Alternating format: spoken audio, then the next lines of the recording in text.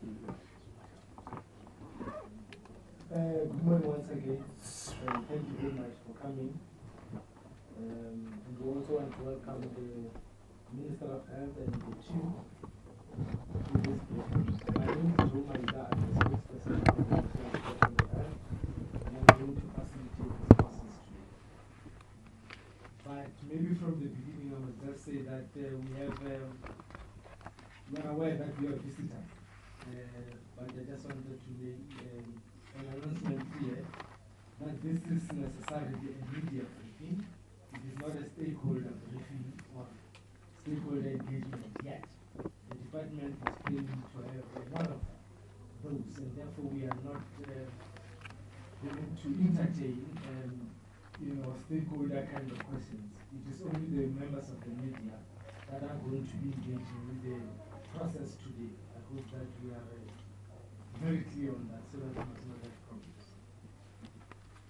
I am going to take this time and opportunity to the Minister of Health, Dr. Motsoaledi, to make a statement, and we'll take it from there. Minister?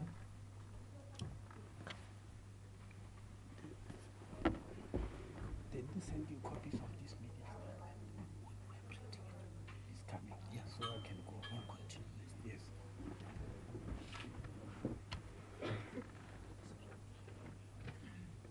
Good morning. Where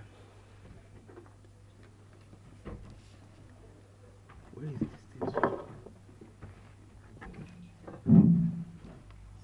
thing? Sorry. Thank you very much. Good morning, everybody, members of the media, my colleagues, the MECs present here today, MEC on the extreme of my right in front here is MEC Phaahla from the Free State. On my immediate left is Dr. Masike, is MEC of Northwest. On the extreme, next to Mr. Joe Maila there, is MEC Mutlaping from Northern Cape. And on my immediate right is the Director General of the Department of Health, Precious Matsuso. Let me also take this opportunity to welcome in the meeting the Country Director of the World Health Organization, Dr. Chatora. I'm sure he can just raise his hand wherever he is. Welcome, Doctor, and thank you very much for attending. Ladies and gentlemen, we invited you here today to release to you and to the nation the policy document on the National Health Insurance, or NHI as is known, after its approval by the Cabinet on the 21st of June 2012. But before I do so, I really want you to pardon me. I know that you might be in a hurry to hear about the white paper, but I believe there are matters of national importance in health which have emerged over the past few weeks all over the media, both print and electronic, which I really need to deal with, but I also believe they need to be dealt with because they are in one or the other going to relate to the whole concept of having universal health coverage in the country. But these matters that have been raised, unfortunately, I believe people who raise them have got no intention to inform the public, even though there's been some attempts to present it as such.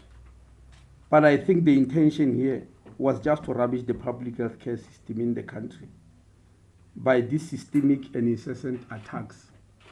And some of them are specifically targeting the whole concept of NHI that with the issues they've raised, it's not going to be realized. We are shocked by the veracity of some of these attacks and puzzled by the incredulity of some of the claims that have been made. The extent to which people are even able to lie with a straight face in an attempt to put the department under intense pressure through incessant media scrutiny just to get what they want is actually, or has actually been unprecedented. Let me deal with these issues one by one. The first one is the whole new concept of unemployment among doctors.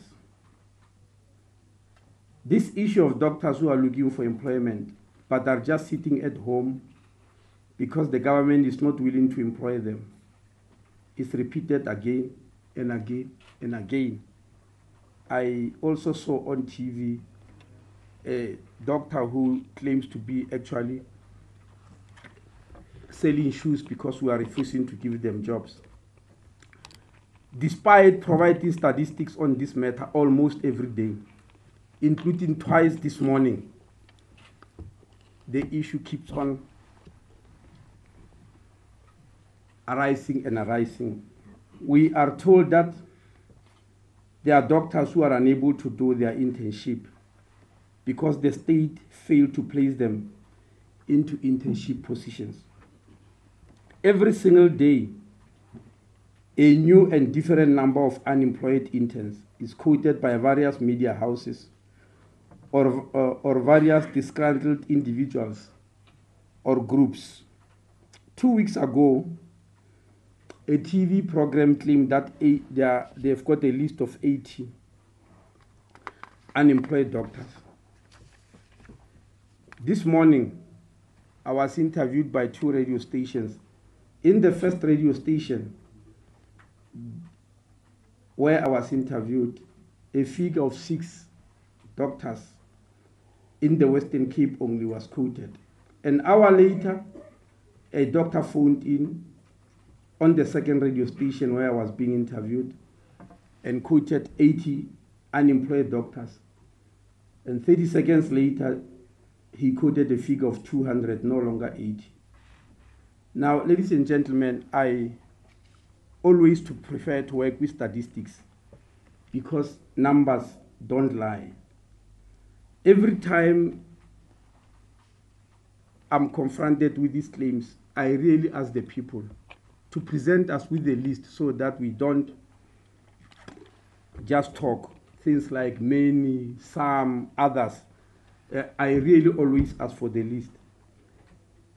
And it has always been difficult, even though people will phone and say there are 80 doctors. When you say give me the list, they say we're still compiling it. And sometimes it takes days, in one instance even weeks, after the claim was made, for such a list to be compiled. One will have thought that when a claim like that is made, that there are 80, there ought to be a ready list somewhere and say, look, these are the 80 doctors who are unemployed. Anyway, this list of 80, which was quoted on a TV program, an SABC TV program, I eventually received it. And it had 4 different attachments. The first attachment was a list of names of interns who are said to have completed their studies in December last year and were due for placement earlier this year, but has been staying home for 6 months and some even selling shoes, as I've said. We checked all this against the information we have in the department because we certainly do have a list of all medical students that qualified in December last year. Now, this attachment had 35 names, and we went through the names.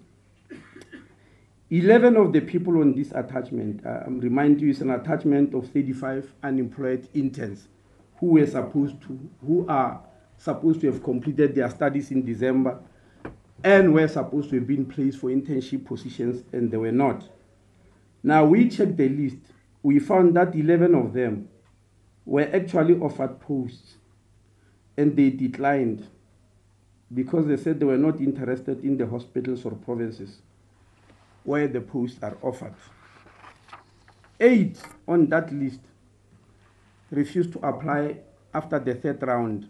Remember that in this system of internship, medical students are asked while they are still at medical school in their final year to provide 5 different priority hospitals where they would like to be placed for internship. And quite often, lots and lots of people would like to go to their first choice. That is to be understood, but it's not always practically possible. So there is a 2nd round of placement for second choice, 3rd round, etc. But these hospitals were chosen by them, not us. But on this list of 35, we found that 8 of the individuals stopped at the 3rd round. They clearly said they're not going to look for the hospitals in the 4th and 5th round because all the hospitals they want have been taken up in the 1st, 2nd, and 3rd round placements. So they stopped right there and preferred not to get the internships. And obviously, they will sit at home or wherever. On the same list of 35, 6 who appeared there as unemployed doctors were still medical students. At the time I was given this list, these 6 people were medical students. They're still studying. They are not yet doctors, but they are already appearing on the list of unemployed doctors. 7 who appeared that list wrote their exams this Monday. Today is the 29th. No, they wrote on Monday. Today is the 29th. They wrote their exam on the 26th, which means even now, they don't have any results of whether they've passed or not, but they've already appeared a number of times on lists of unemployed doctors in the country. 2 of the individuals, I don't know for what reason, they were placed in jobs in February and March this year. I mean, they took jobs.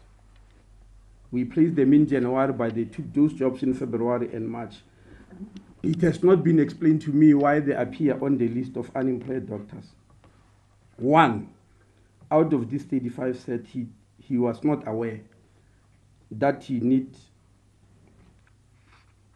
to apply for a job. I've been asked, what method do we have to inform doctors how to apply for jobs? I think this is an unfair question. Any person who's at university who doesn't know that they have to apply for a job, I don't feel pity for such a person, and I'm not going to take responsibility for them.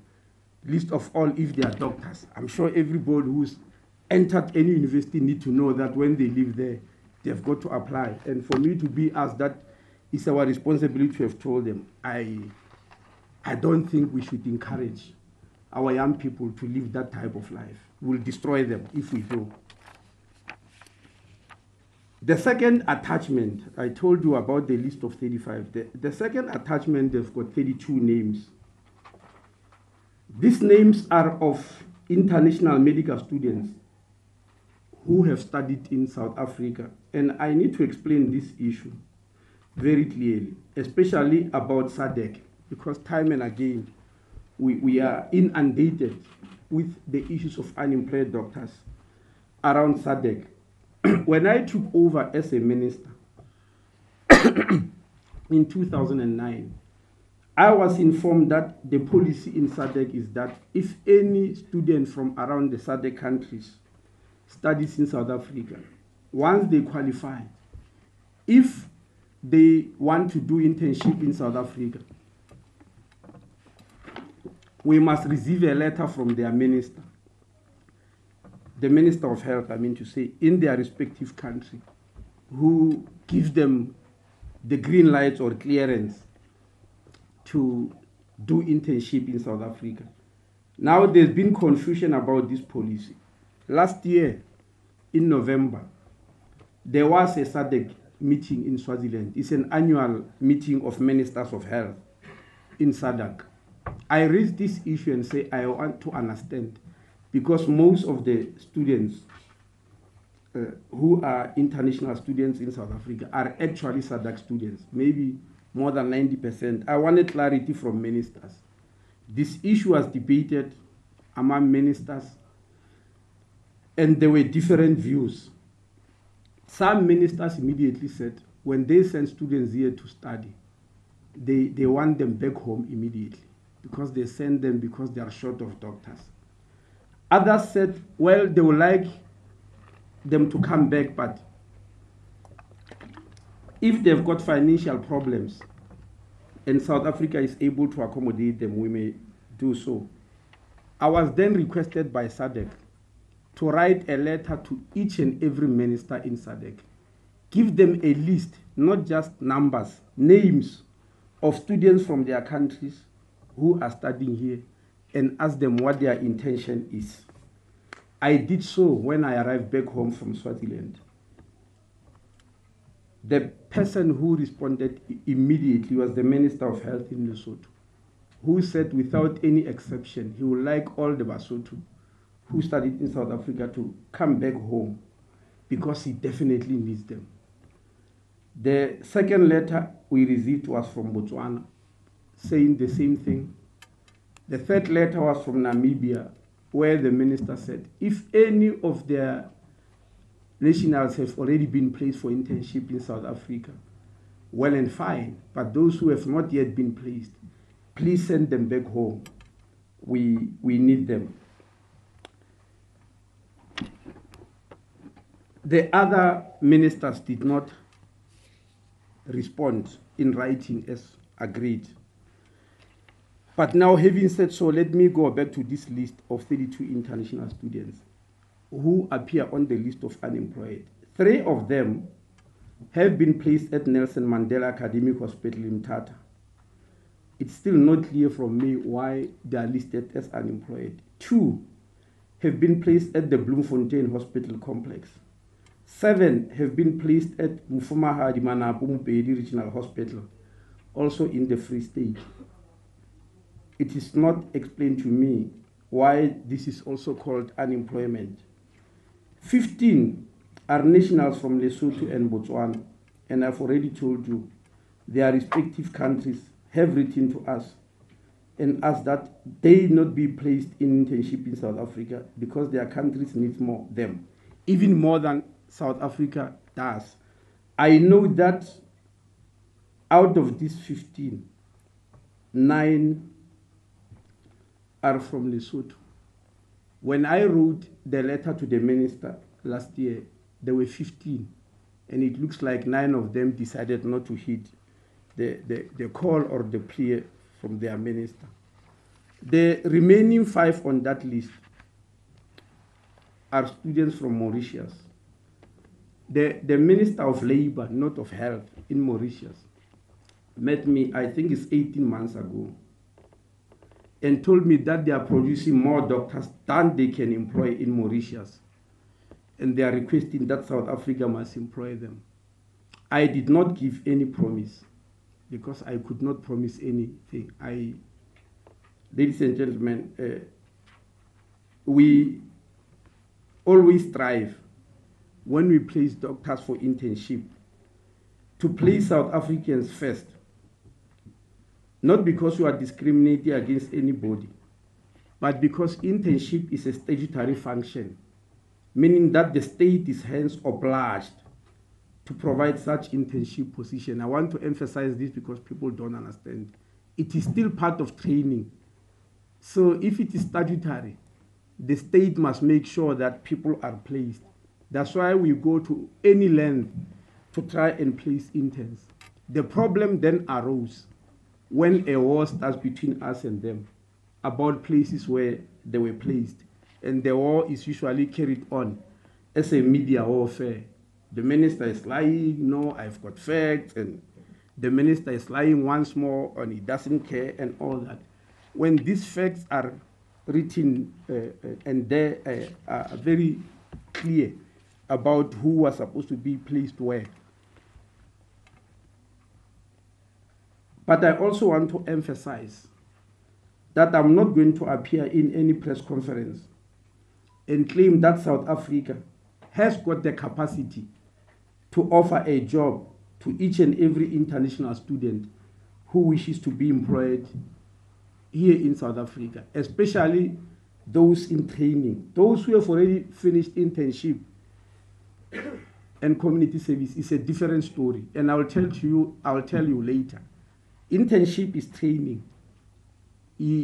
Interns are not trained anywhere and anytime. The Health Professions Council of South Africa visits hospitals in the country quite regularly, and they accredit them. In other words, they inform us that this hospital is accredited for internship. If they don't accredit, you can't place anybody there.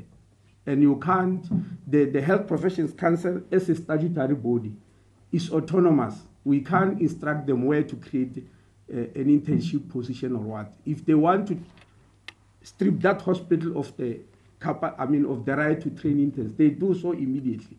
And they've done so quite a number of times. For instance, if I'm not mistaken, it's last year, where they threatened to take over the right to train interns from Rob Ferreira Hospital in Mpumalanga.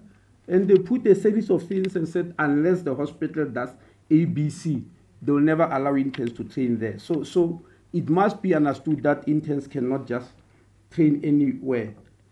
So I'm not going to come here and claim to you that we have got the capacity to place every international student who wishes to do internship in South Africa, because there are many impediments. If we are able to, we will, but I cannot sit here and promise, because I would like people to point to me one country, just one, which has got the capacity to absorb all international students who may arrive in that country and say, I want a training position. I'm confessing to you that we don't have such a capacity and we cannot claim it. Now, the third attachment, which I received, has a list of 73 medical officers who are also said to be unemployed. I need to explain to you, because as I'm saying, this issue is conducted as media warfare, so I would like to take advantage of your presence here to explain these issues. A medical officer is a doctor who has completed 2 years of internship and 1 year of community service. These doctors are usually in very high demand around the country, more than interns, simply because they can work without anybody's supervision. So unlike interns and community service doctors, they can be sent to any hospital around the country, whether a teaching hospital, a rural hospital, a far away hospital with no other doctor. These medical officers can be sent there. So due to these reasons, their prospects are quite unlimited. They may even go into private practice if they wish. They may choose to go back to a medical school and specialized, working in a hospital attached to the medical school. They may even go overseas, and quite a number do. They may choose to work for a medical aid scheme, and there are quite a number of doctors who have chosen to work for medical aid schemes and not practice medicine or clinical medicine as such. They might even work for a pharmaceutical company, and there are quite a number of them who did so. Or they may work for any other industry for that matter. Some of them even leave the field of medicine and enter other fields. They've got a leeway to do that. That's why I'm saying their prospects are unlimited. Now, I've received this list of such doctors with unlimited prospects, and they are said to be unemployed. When we went through that list, we found that it consists of 73 individuals who actually want to specialize. It's not that they are unemployed, they want to specialize, but specialization cannot be done in any hospital where you are working. It has to be done in a hospital attached directly to a medical school. So many of them try their best to get positions in those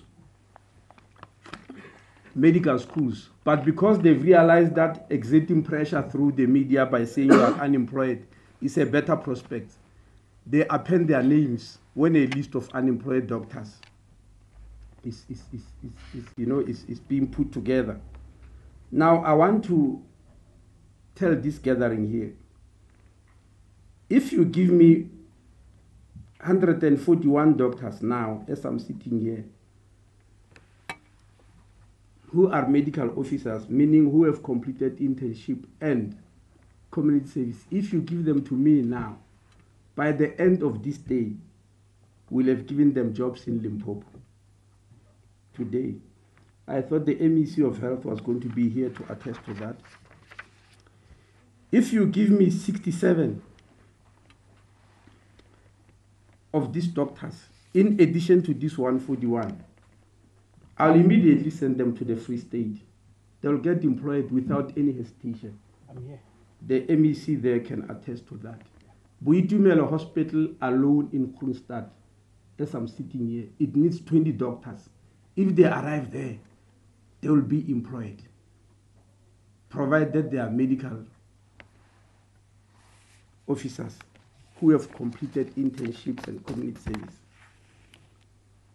In January this year, when there was also a claim of unemployed doctors, because this claim has been there from the beginning of the year until now, incessantly, when there was this claim, the Superintendent General of Health in the Eastern Cape, Dr. Mbengashe, released on the website of the Department of Health 70 vacancies of posts all over, 70 vacant posts all over the Eastern Cape.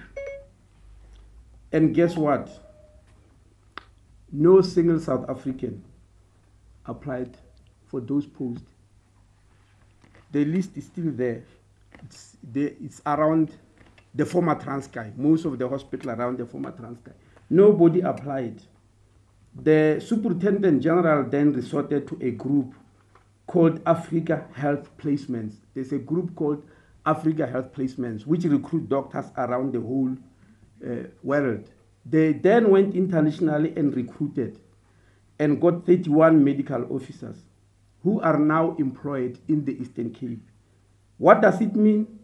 It means they are still having 39 vacant posts from January, waiting for doctors, because only 31 out of 70 were taken up.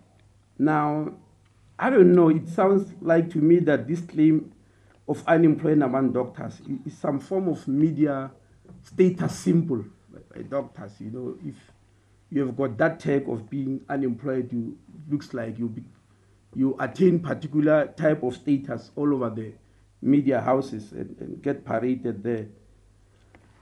Now, the last attachment which was sent to me has a huge list of unemployed university graduates, not doctors, but university graduates, Nogal. Ladies and gentlemen, the problem of unemployed graduates in South Africa is a known national crisis in all fields of study, except among doctors. I want to repeat. In all fields of study, the problem of unemployed graduates is a national crisis that is well known to everybody. We have unemployment among graduates in engineering, in accounting, in financial management, in ICT, in human resources, in teaching, social work, and many other fields, perhaps due to the economic problems in the country. We know that very well, and we have known it for some time. In 2011, we came across 70 unemployed graduates in the field of chemistry. One of them was even a chemical engineer. We sent them to train in forensic toxicology, to work in our 4 toxicology laboratories around the country. And all 70 of them were employed after they underwent training in toxicology. So we do know at all times that they are unemployed graduates. And we believe all graduates, regardless of what they've studied, deserve to be employed, and not only doctors. And I believe that this is what the whole country is wishing for. But unemployment among doctors is something that we believe, in most cases, is a matter of choice rather than a reality, really. Even though doctors who want to work in particular hospitals don't seem to be thinking so. But it's also fueled by the belief by South Africans that if you are a doctor, you just close your eyes, you point any hospital, you ought to be able to enter there and you get employment. This is not like that, ladies and gentlemen, as I've explained the various categories and procedures. But the general public seems to believe once you are a doctor, you are this person who can close your eyes, point to any institution called a hospital, march in there with your eyes closed, they ought to employ you. If they don't, then it's a crisis in the country, it's a national crisis, etc., etc.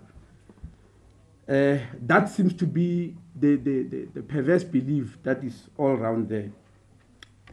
The second issue I want to deal with, before I finalize this issue, the students who could not complete their studies at the end of December are usually given 6 months. In medicine, unlike in other courses, I don't know what they do in other courses.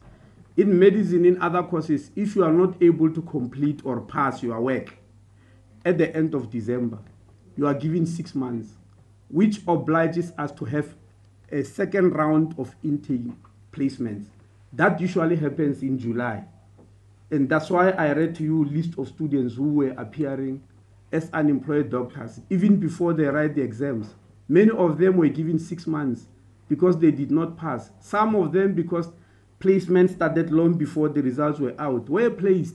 But when the results came, they did not pass. And those positions have to be given to somebody else. Some of them are claiming, they were claiming this morning that we're supposed to leave those positions alone for 6 months until you write and pass and go to take it. I don't think we'll do that. We'll never agree to do that because we don't understand what we'll be doing that for. Any one of you who is looking for a job and they tell you, we can't give you this job because somebody's still writing exams, we're waiting for that person. I'm sure you'll regard that as nepotism. It may even go to court, so we will never do that. But this morning, some were claiming so, that we should have done that, and that's why they've been waiting for 6 months, etc., etc.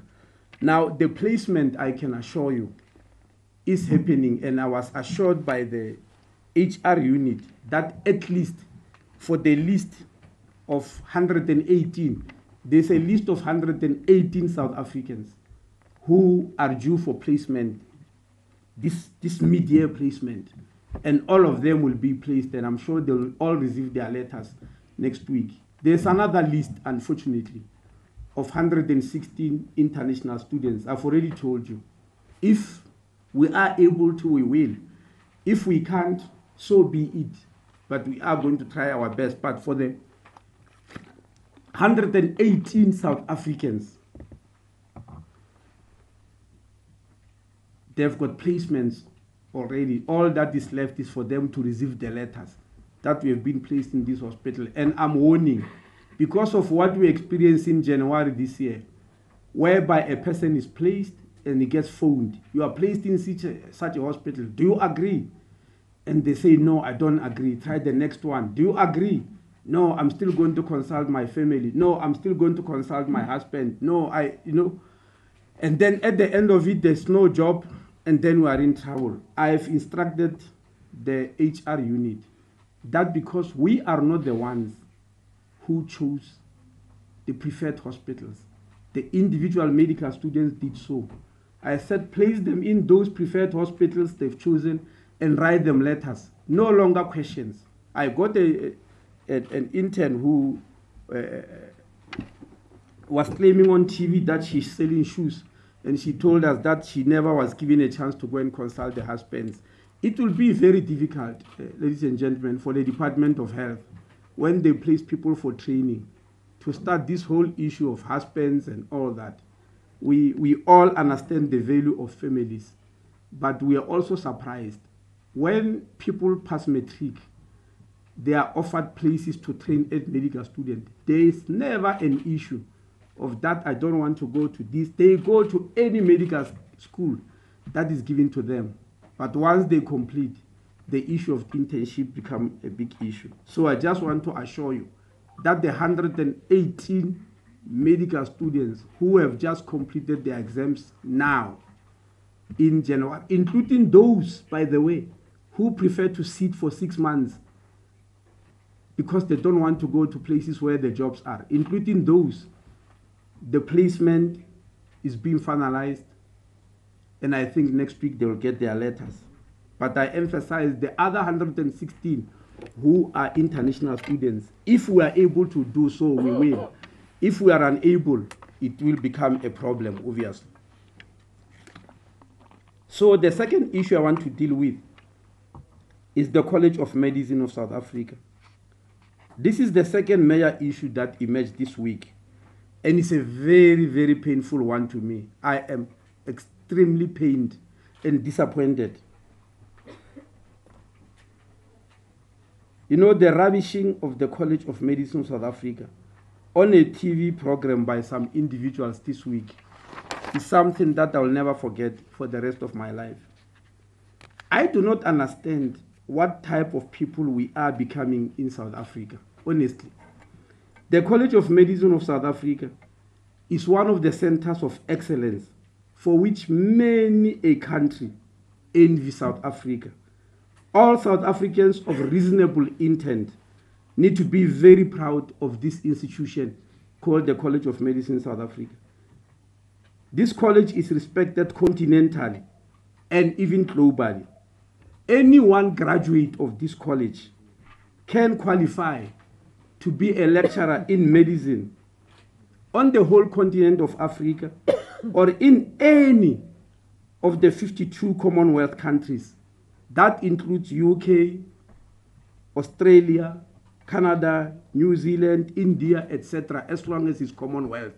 When people pass from the College of Medicine South Africa, when they arrive in all these 52 countries, they can enter any medical school. They'll be accepted not only as doctors, as lecturers in medicine. That's how important the college is. Now, to see it being thrashed the way it was on TV on Monday will even shame the devil. And I'm saying shame to you, South Africa. The people who are attacking this college and those who gave them a public media platform to do so claim that the college is untransformed and that its racism is controlled by whites. Blacks do not exist in that college or are just tokens, and blacks are targeted to fail. This is what I listened to TV.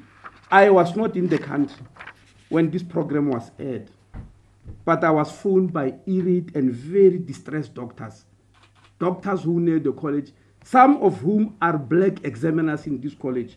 They phoned me from Boston, where I was, and told me that this is going on TV, and it's very distressing to them because they know it's not true. The program was recorded for me to watch, and I had an opportunity to watch it last night. You know, never in my life have I ever listened to darkness attacking light in the way that I saw last night. Yes, for mediocre people to attack such a center of excellence is tantamount to darkness attacking light. Now, what is the College of Medicine? The College of Medicine in South Africa is not a particular university. It's not a university. What they mean by College of Medicine is, if you want to do a senior degree in South Africa, become a specialist, you study in any one of the 8 medical schools. After 4 years of studying in that particular university, you are now ready to write your exams after four years. Now, there are 3 centers in the country that are designated centers of what is called the College of Medicine. In other words, it's not where people study. It's centers where they go to write exams.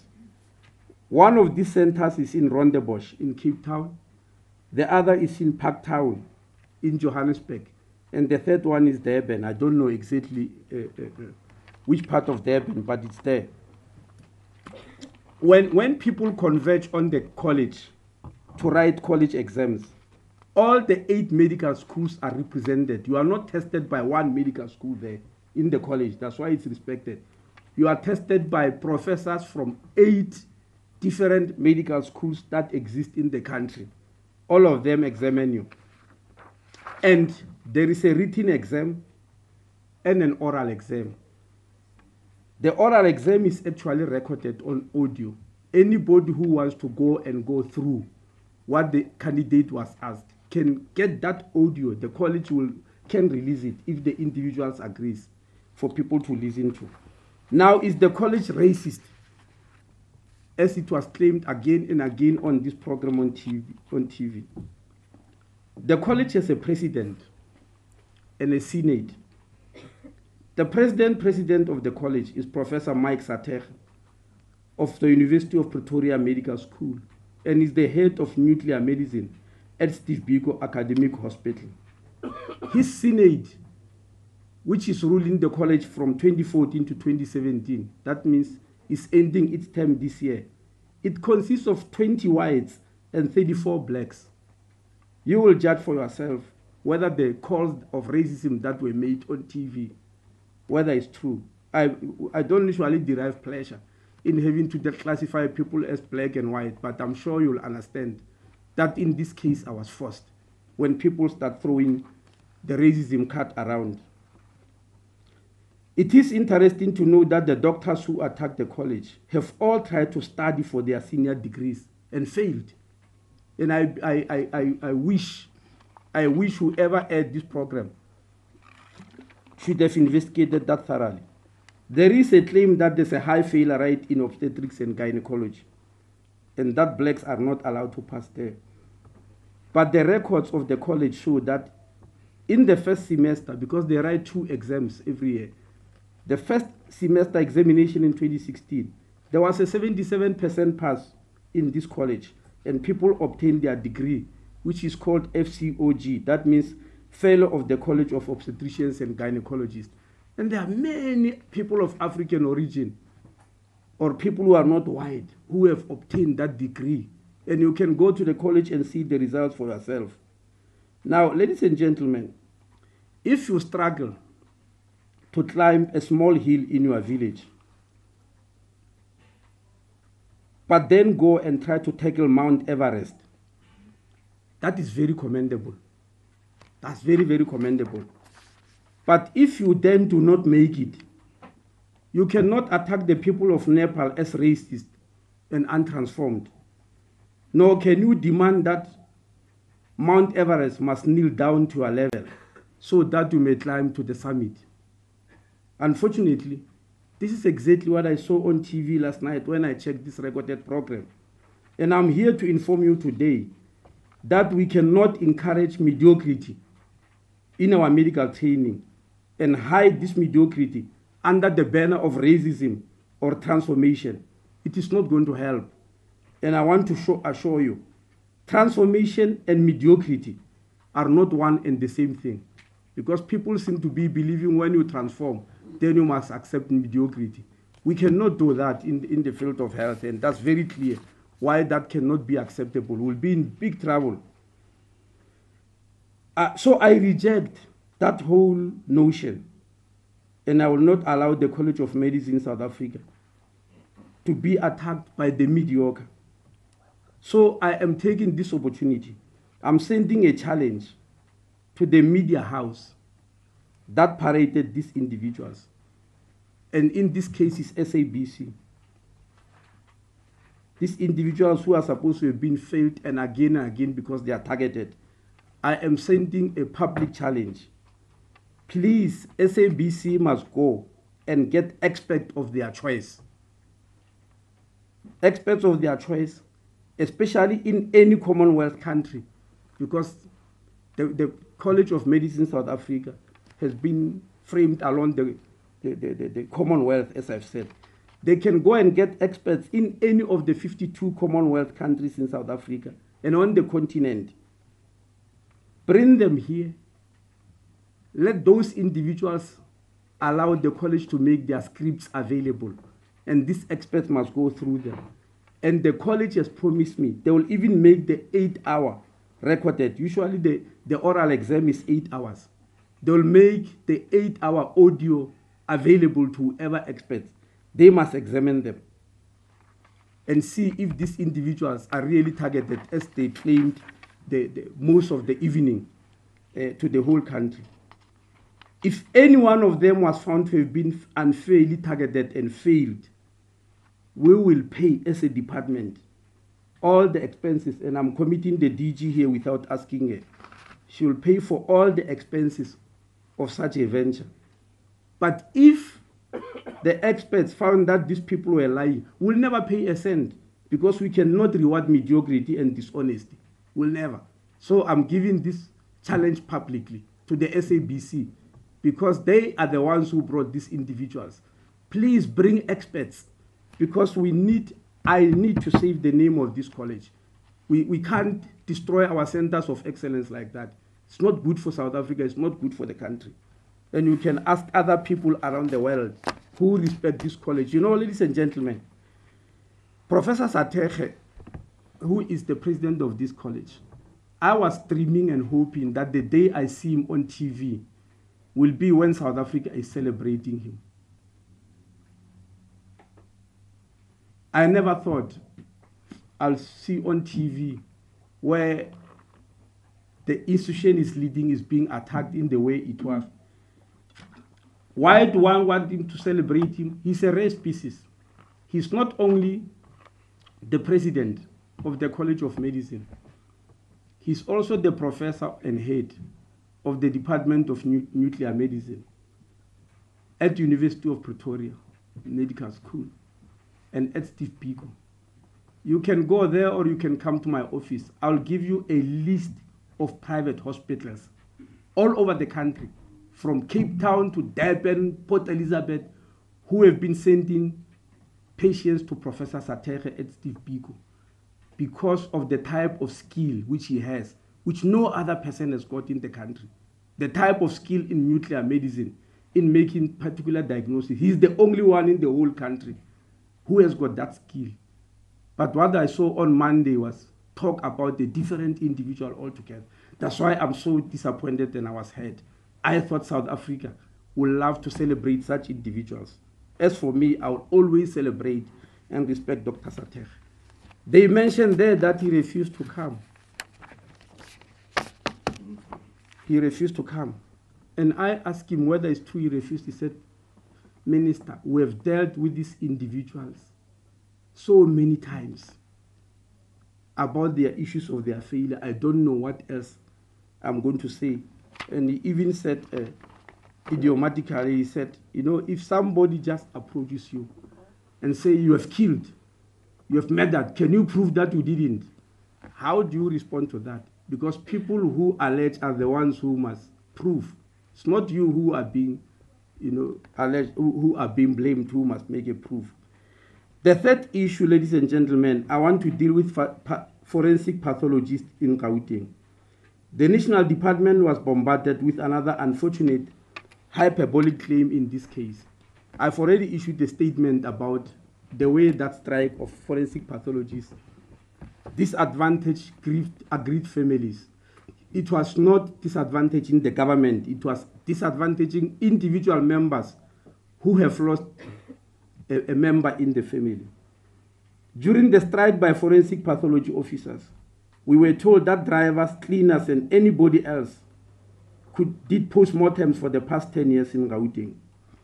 Ladies and gentlemen, those of us who have ever done a post-mortem choked on our own saliva when we heard this news. I know that people train for 13 years to become forensic pathologists, to perform a professional post-mortem. And then I'm being told that a driver and a cleaner can do the same when people need a 13 years training to do that.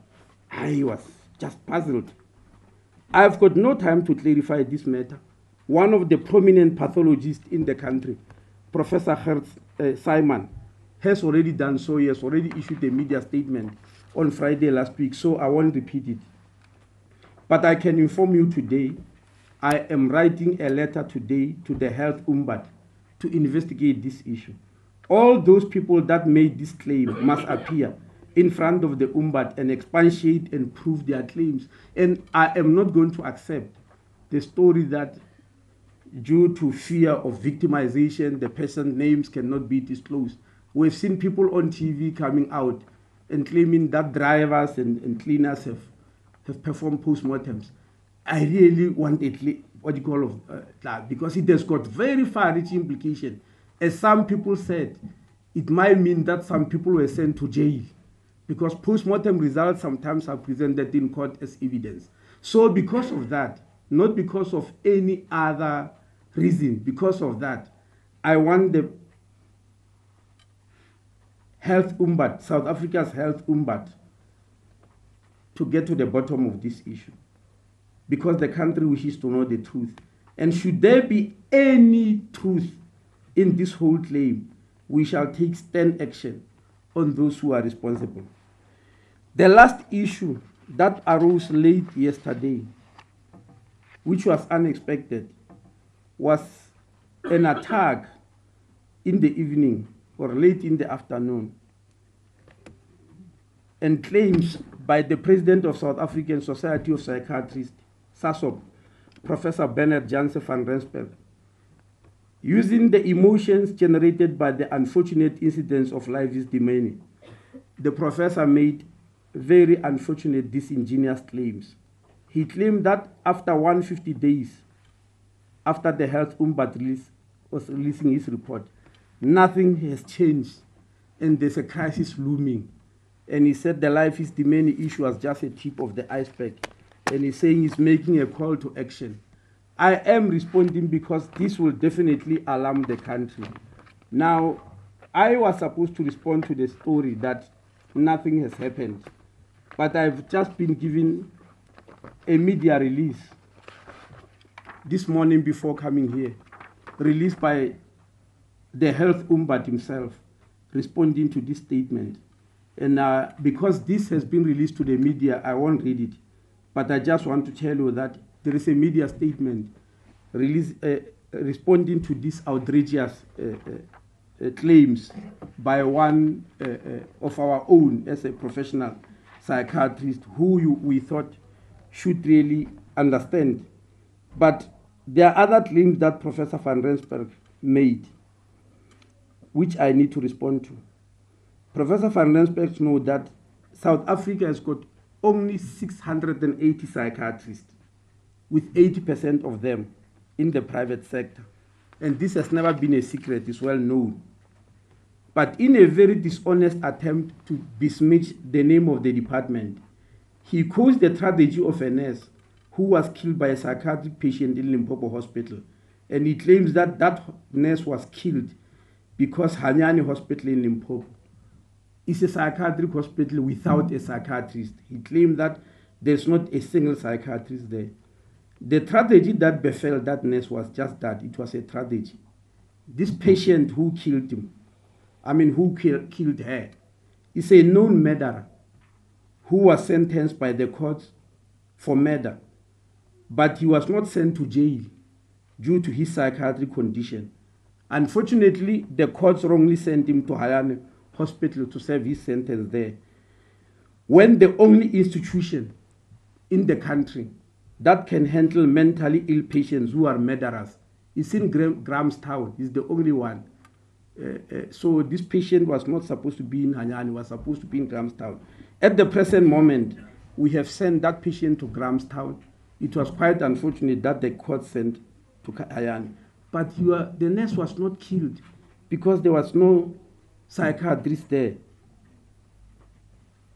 And I wish the professor could be truthful to the nation. There is a psychiatrist there. She has always been there. When this incident happened, she was there in the hospital, but it happened, in a form of a lightning. The patients were queuing to collect medicine, and this nurse was giving them medicine. This gentleman just silently went out, took a big iron rod, and bludgeoned the nurse to death, and that was the end. No provocation, nothing, no action. As I said, because he's already a known murderer, and that's why he was supposed to be in Grahamstown and is there. So I wouldn't like people to start spreading wrong rumors that a nurse was killed because we chose not to put a psychiatrist in a hospital. Hanyani Hospital has always had a psychiatrist. The professor further claims that out of 45 positions of psychiatrists in KwaZulu-Natal, only 20 have been filled. I'm sure he was writing on the wave of this oncology crisis in KZN. However, the head of psychiatry at the KwaZulu-Natal Medical School, Professor Bonga Chiliza, who is also in charge of all psychiatric services in KwaZulu-Natal, says he knows nothing about these claims by Professor van Rensburg. In fact, Professor van Rensburg wants the country to believe that if the state is willing, they could fill up 25 positions of psychiatrists, which he says are available only in KwaZulu-Natal only. Well, the professor knows very well. There are no 25 psychiatrists in South Africa sitting in any corner just waiting. If they were there, please give them to me. If they were there, Limpopo can immediately hire 15 psychiatrists if they make themselves available. Even medical universities like Sefako Makatu is looking for 3 psychiatrists who will become lecturers immediately. So I don't want the professor to mislead the country for whatever reasons. In fact, in KwaZulu-Natal, they know that there are 4 psychiatrists who are not doing work in the private sector and are not doing work in the public sector too.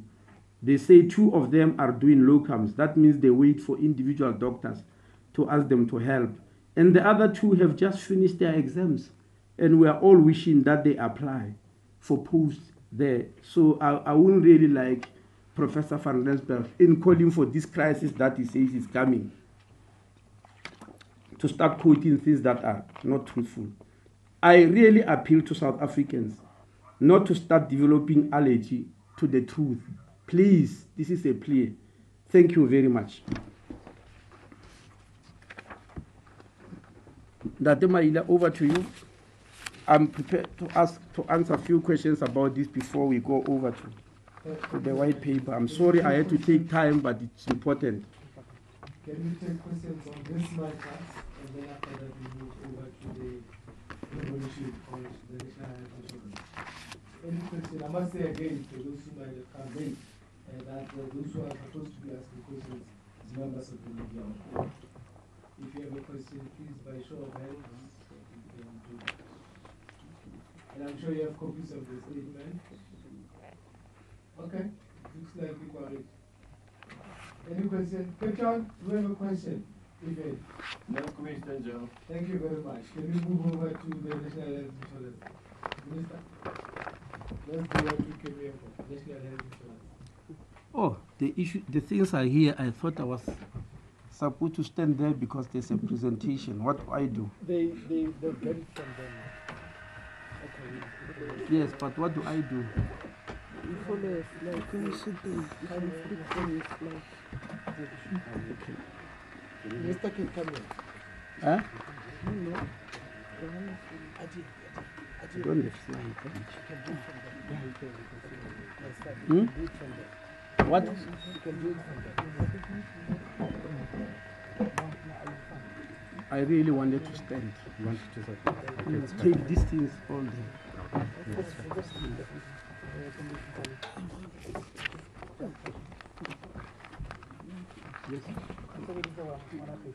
Oh, thank you.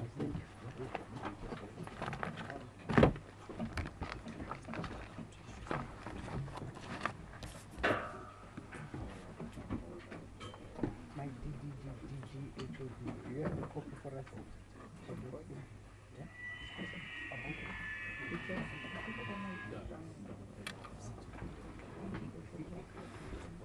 So they'll sit there, not here.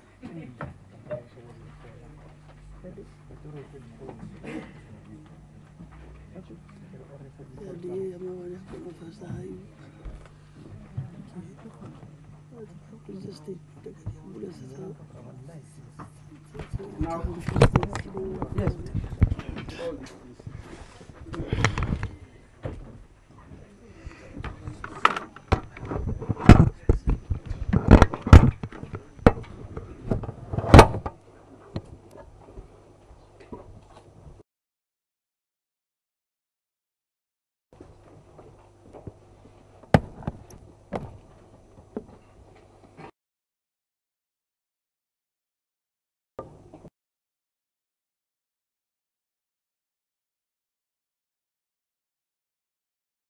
weeks before the cabinet final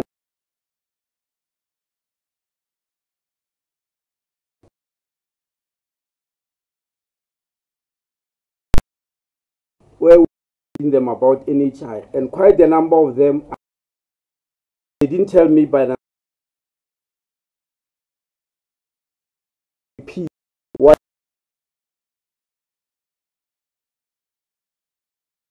I still need. I'm not going to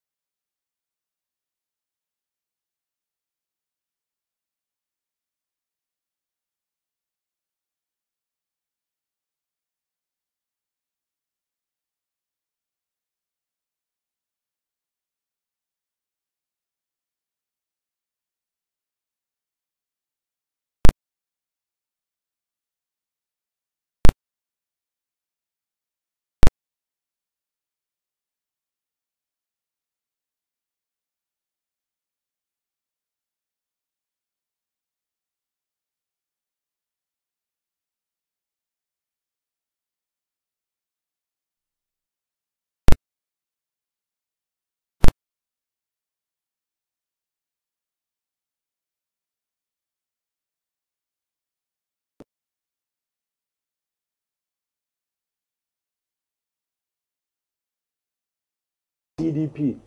Out of the total GDP of the country, who gets what? There's a lot of activity there. I don't know what's happening. It does disturb me because I can detect it.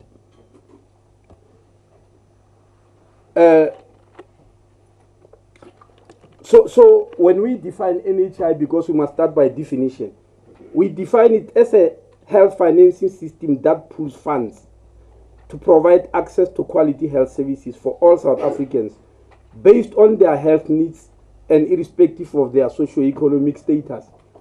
That definition, there's nothing new in it with what medical schemes are doing. It's exactly what medical schemes are doing, except two very notable deviations from medical schemes that makes NHI and medical schemes look like chalk and cheese. Two. But otherwise, the whole definition, you may as well define a medical scheme as that. The two main differences is the word all. Where is it? There's a word all there on the screen. All South Africans. Medical schemes pool funds for people to get good quality health services.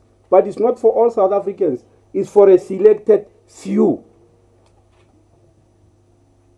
And it's for most of us who are privileged, for a privileged few. The rest of South Africans are not part of that.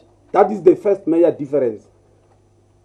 Because NHI is called universal health coverage, the word all becomes the key word in universal health coverage because universal means exactly that. The second problem, the second notable departure from medical aid with NHI is the word irrespective of the socio-economic status, irrespective of what your status is. In medical aid, even when you are on a medical aid, your economic or socio-economic status matter. People in medical aids are stratified into different social strata, social or economic strata. The higher is your position in employment, whether in government or in the private sector, the more is your salary, and the better is the health package you are given. The lower is your position, the lower is your salary, and the lower is the health package that you are given. Now, ladies and gentlemen, that type of system cannot be allowed politically, economically, and socially. We can't allow to go on with that because high blood pressure is high blood pressure. It has to be treated the same. Can you imagine if you have got high blood pressure and you are a DG, like DG Motsoaledi, then they tell you you qualify for this treatment. And in the same office next door to her is a PA who's working with her every day. She's also having similar blood pressure, but they say because of your status, your treatment will be that lower one. We certainly cannot give you this type of treatment. It's wrong. And the world has been knowing that this is wrong. Don't think it's an accident that the United Nations in September 2015 adopted the system of universal health coverage. This issue has been simmering over many years, and we've been scared of it because changing the world is not easy. You can see the turmoil in which the United States is. It's about health, and the issue is so big that you don't even know who is the Minister of Health in the United States because it's fought at the level of the president. That's how impactful it is. The issue of Obamacare, now Trump want to come with Trump care. I don't know whether they will pass it or not. But the battle is, Obamacare was universal health coverage or NHI for America because Obama was trying to include everybody, was trying to use the word all. Now, the second word on the paragraph, which is very impactful, is that in the present platform of health, both public and private, it will be very difficult or undesirable rather to try and implement NHI. NHI will need a massive reorganization of the current healthcare system, both public and private. We need to massively reorganize, which means we are going to touch many areas, we are going to touch many people, we are going to upset some, others will be happy, others may be upset if they choose to be so, but the system requires a massive reorganization. That's why I wrote it in red, of the healthcare system as you know it. It must completely change the manner in which the hospitals are governed, the relationship between health and provinces and my colleagues there, who gets what, who has got the power to do what, who has got authority. The relationship between the provinces and medical schools have to drastically change in order to accommodate NHI. So I just wanted to emphasize those facts. Now, what is this all about? Why do we come with this? Where is the center of, what is that which you want to change actually in South Africa? I want you to look carefully at the board. This is the center of everything. If this issue on the board is not resolved, then we have got no universal health coverage. What do you see there on the board? The World Health Organization, represented by Dr. Chatora here today, recommends that a country spend 5% of their GDP on health, not 5% of their total government budget, because people confuse it with that. No, the people who said countries must spend 15% of their total government budget on health is the African Union in what is famously known as the Abuja Declaration. It was believed that if countries spend 15% of their total government budget on health, then things will improve. I'm here to assure you that they won't. Even countries that have reached that 15% know that it won't. We're talking the GDP here, not the budget, GDP. So the WHO said if a country spends 5% of its GDP on health, it ought to produce good health outcomes. Now, why is that important? Because South Africa is already at 8.5%. We're already spending 8.5% of our GDP on health. If you don't understand what that means, an average European country is at 9%, which means in terms of health expenditure as a percentage of the GDP, we are at the same level as Europe. We are supposed to be producing good results. If you also don't understand the significance of the 8.5, let me give you the statistics in BRICS, our BRICS partners. The most advanced BRICS partner, as you know, is Russia. Russia is still spending 4.5% of its GDP on health.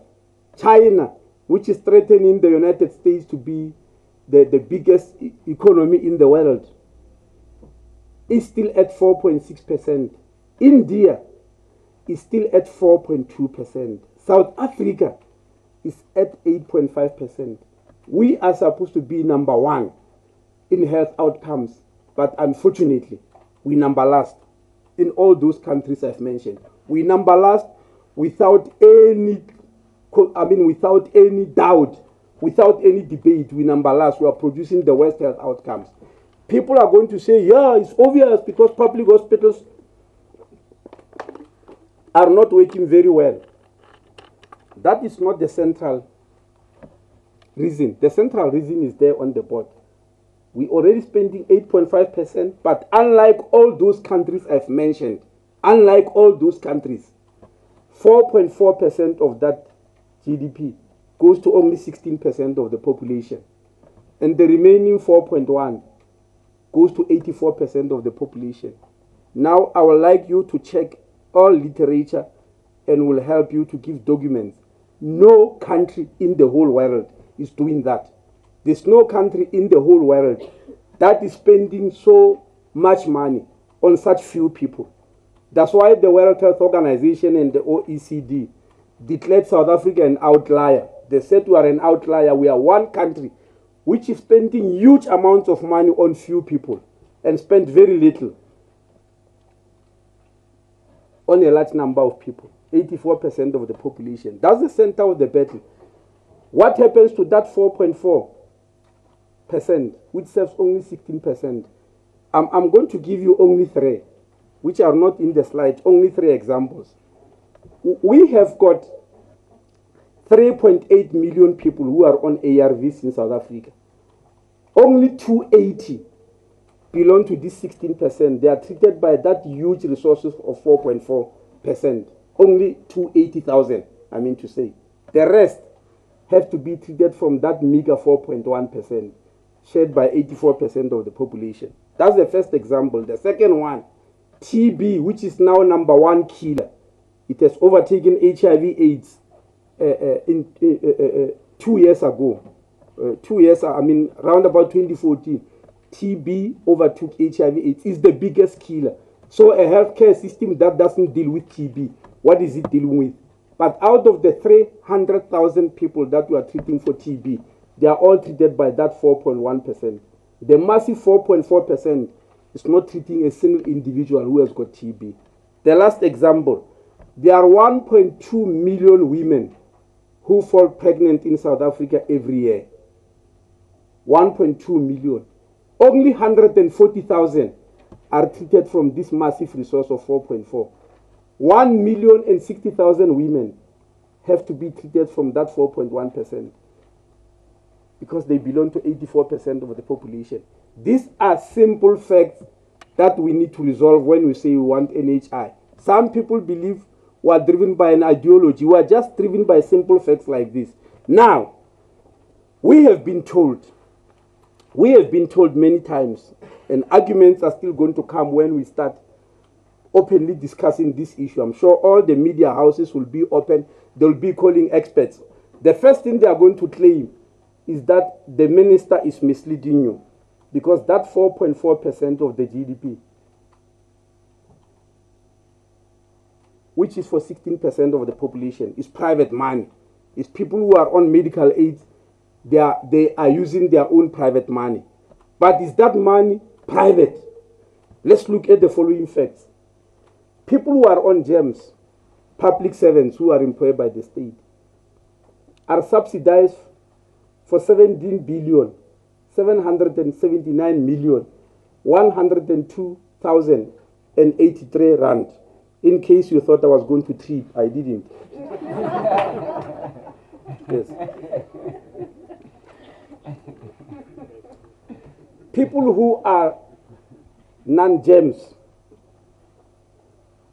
are being subsidized for 1.8 billion. I want you to understand what is non-GEM.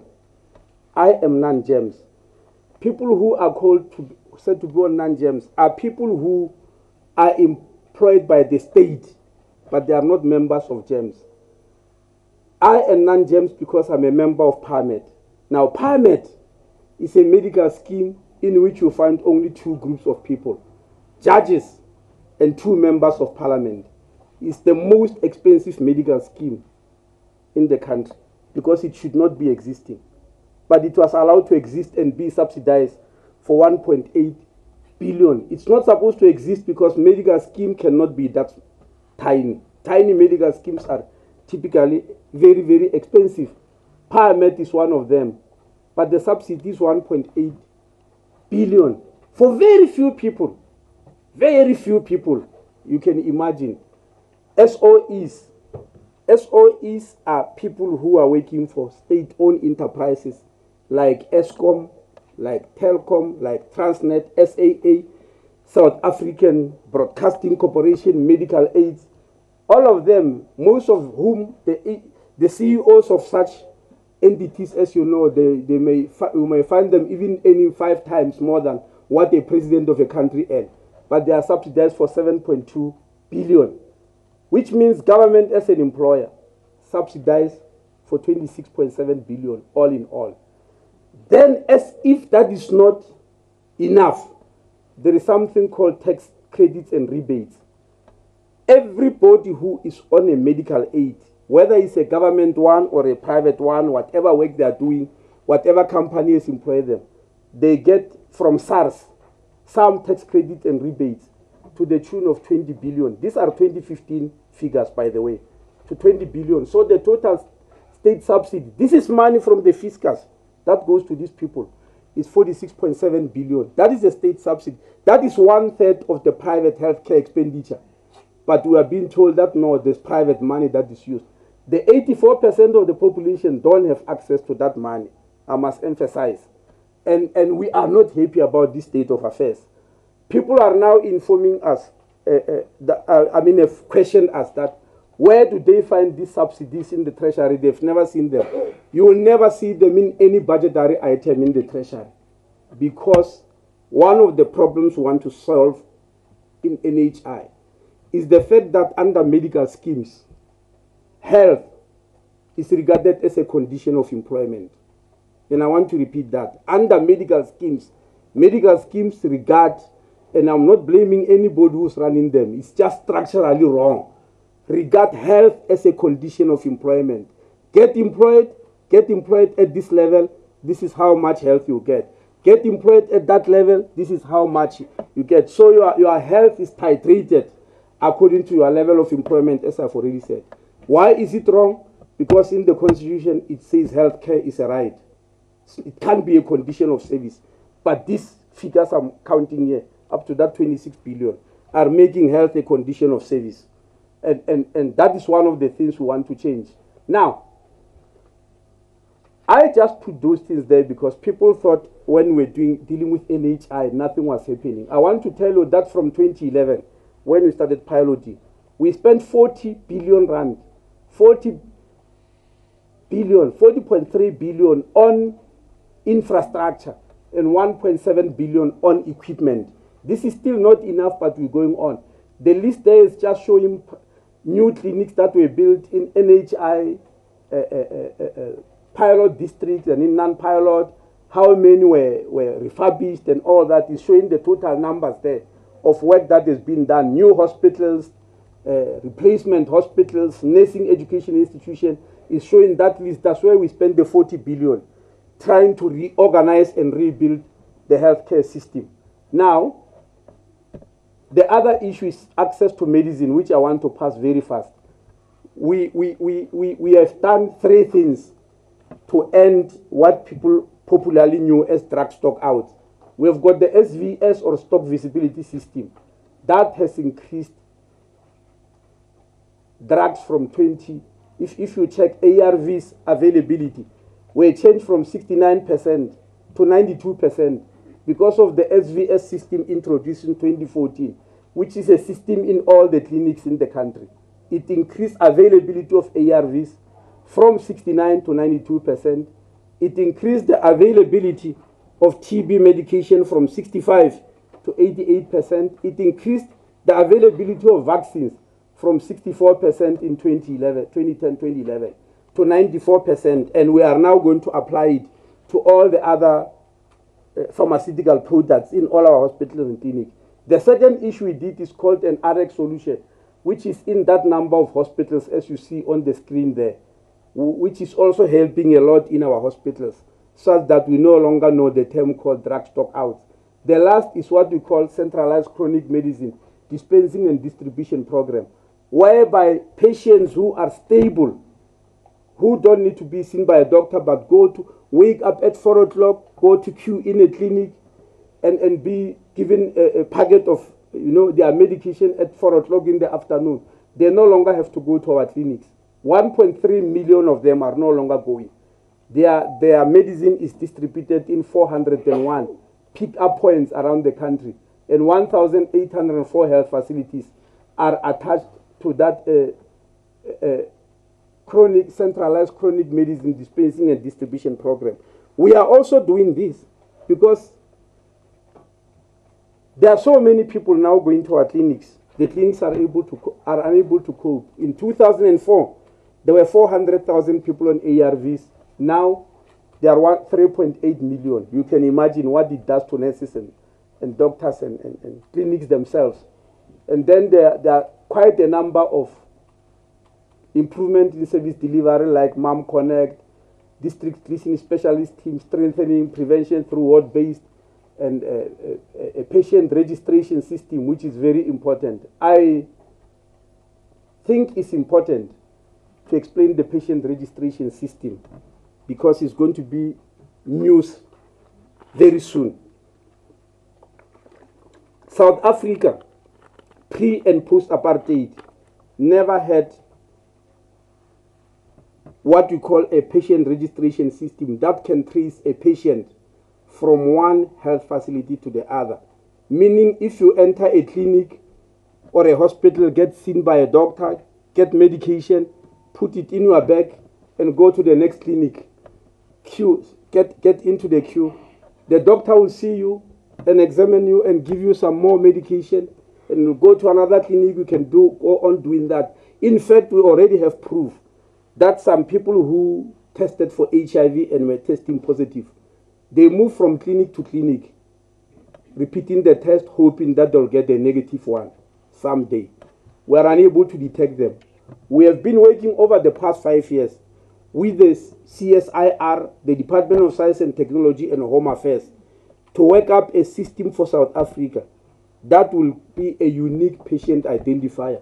And we are very, very happy that that system is on. We're already registering people at the clinics. 6 million have registered. After all, NHI will not work without such a system, without being able to trace patients from one system to the other. When NHI is fully enforced, we believe this system will be able to help us trace patients, whether they go to their GP or they go to a private hospital or a small clinic or a public hospital, because this number is linked to our Home Affairs. It's from cradle to the grave number. Once we give you that number, you're going to die with it. And it stays like that forever. So from the cradle to the grave, that's the unique patient identifier. It's a first for South Africa. It has never been there before. So at the moment, we are loading a large number of people. As I said, it's already 6 million who are on that system. Now the other one is integrated school health, which is important because all problems of health, ladies and gentlemen, start somewhere in your life, and we believe it starts when you are still young. Whether you'll end up on nyaope or on cocaine, or you'll end up being an alcoholic or HIV positive or suffer teenage pregnancy or get cancer because of obesity and wrong eating habits, and all those, they start when you are young. So we thought in NHI, one of the areas that we need to pay attention to are young people. And this is what we have already done. We have already screened school-going kids for physical barriers to learning, that which makes them difficult for them to learn, which is eyesight, hearing, speech problems, and oral health. And we have finished the 3.2 million. And there are the figures. 337,000 of them have got oral problem, 119,000 eyesight problem, hearing problems 34,000, and speech problem 8,000. But these kids are going to school every day to try and learn, and they've got this problem. And what disturbed us the most was that this 3.2 million and the 500,000 that have got problems is when we do all the schools, it gives 15% figure of abnormality. But when you go to the poorer schools, that means the quintile 1 and 2 schools, the figure goes up to 33%, 1/3, meaning 1 out of every school-going kid has got a problem either in hearing, eyesight. And because we screened only 3.2 million, if you work out mathematically, there are 12 million school-going kids. It means 2 million have got the problems. It means 2 million. And we need to stand up and do something about them.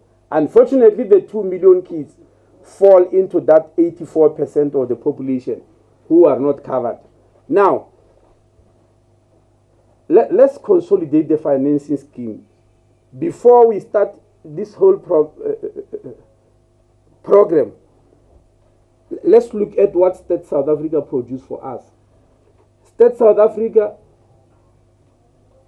has divided the South African population in terms of income, employment, and hence indirectly medical scheme coverage.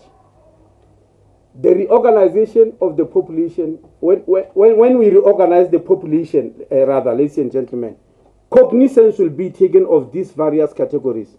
That is, when we implement NHI, we are going to have to start with those who are not covered. And what does State South Africa tell us? They tell us that 24 million people in South Africa, the elderly with no income, the children, school kids, the 12 million of them, unemployed people or unemployable people are 24 million. You will expect that none of them is on medical aid. Then there is the informal sector, which has got 8 million people. It's domestic workers, hawkers, taxi industry, and casual laborers. Then on the extreme left, we start having people who are employed. In the formal sector, there are 6 million. Formal sector SMMEs. In the formal sector, big business is 12 million. And public servants, including SOEs, is 5 million. That means government employees, state-owned enterprises, and public entities. Now, all these 5.5 million, 12 million, 8 million, from that number, from those numbers, we derive the 8.8 million people on the medical aid. But on the extreme right, from the 8 million in the informal sector and the 24 million of individuals in household with no income, we derive people who are not insured. And the central philosophy of NHI is that these are the people we are going to start with. That's why I wrote it there in red. If we must start implementing NHI to pool funds for everybody, go to pool those who are not yet in medical aid and start from there. Don't start at the medical aid and start doing changes there. Start here from the bottom. And how are we going to do it? These are the initial steps, ladies and gentlemen, of how we are going to do that. These are the initial steps. And I want to refer you to a speech given by Minister Bravin Gordhan when he was still the Minister of Finance. When he read the budget speech in February, he said the service package financed by the NHI fund will be progressively expanded.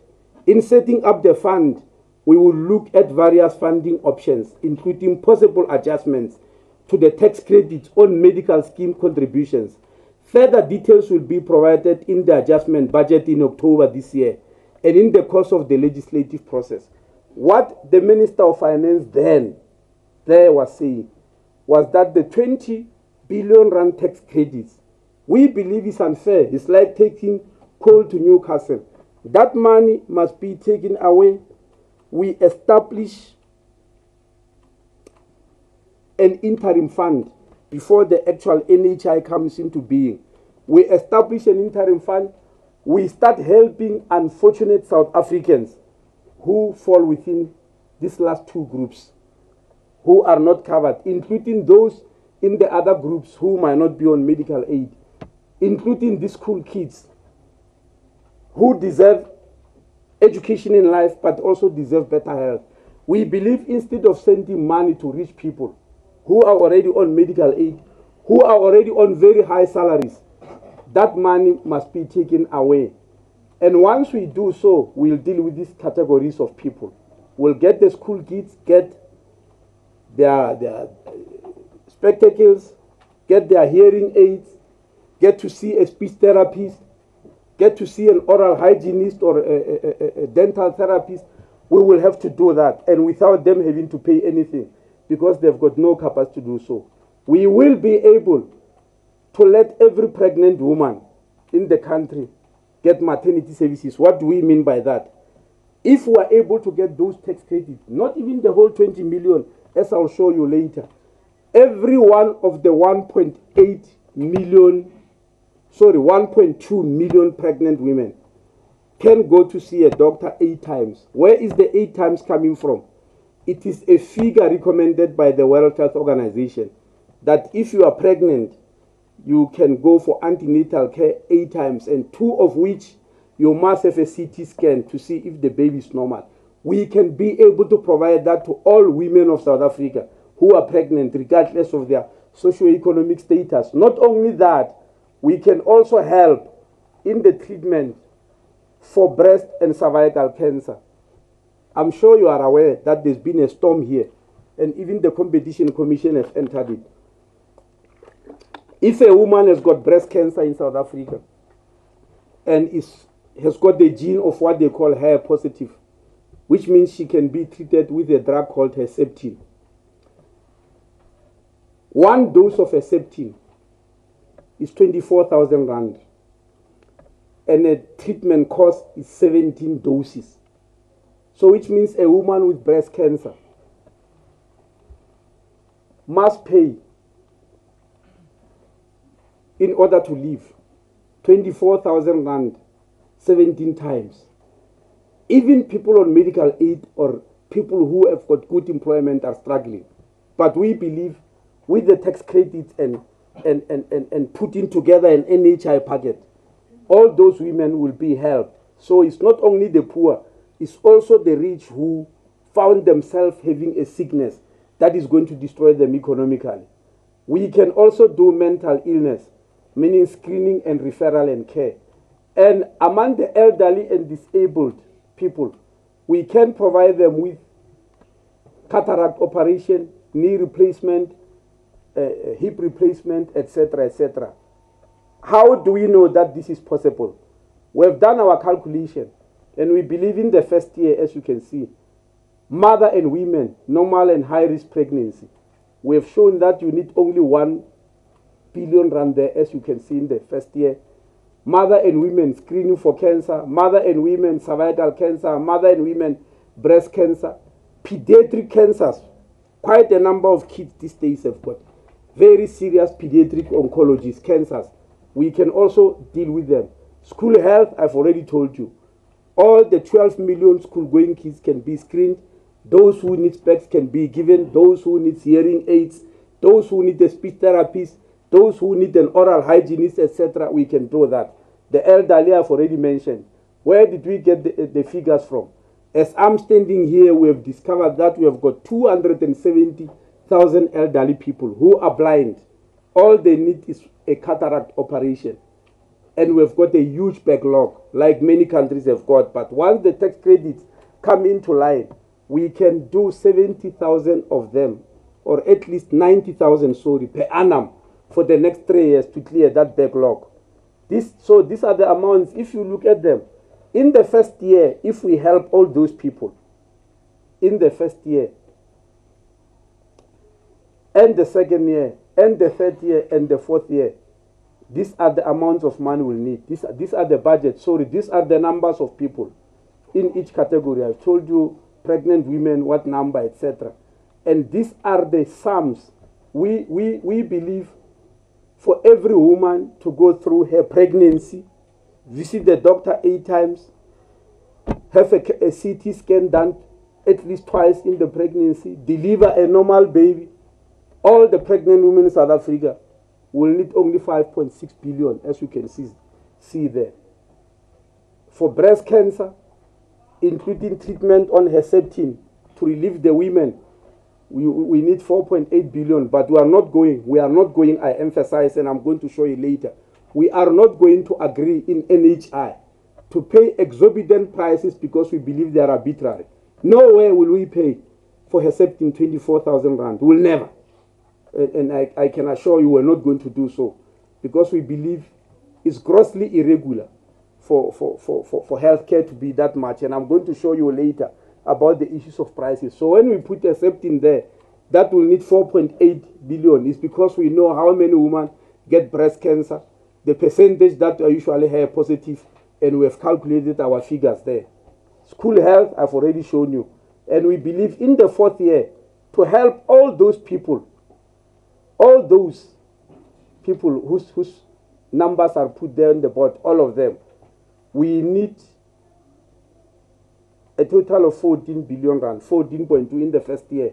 In the second year, 16 billion. In the third year, 18 billion. In the fourth year, 19 billion. In the fifth year, 69 billion. I mean, when you add first, second, third year, we'll have spent 64 billion. But the tax subsidies will be 80 billion already when you add for 4 years. Meaning, we are not even contemplating taking all the, we don't even need all the tax subsidy to treat so many South Africans and give them good quality health care which they deserve. So we believe this is very doable. All that it needs is political will by all South Africans to accept what the then Minister of Finance said. And the Minister of Finance, how did he arrive there? I went to the Treasury. I asked a simple question. Why is so much money, 20 billion, given back to people who are so rich, like judges, members of parliament, teachers, SOEs, CEOs of companies? Why should so much money be given to them in the form of tax incentives? And they called the person who is in charge of tax, public tax in finance, and we asked him, can you give us the history of this tax credit?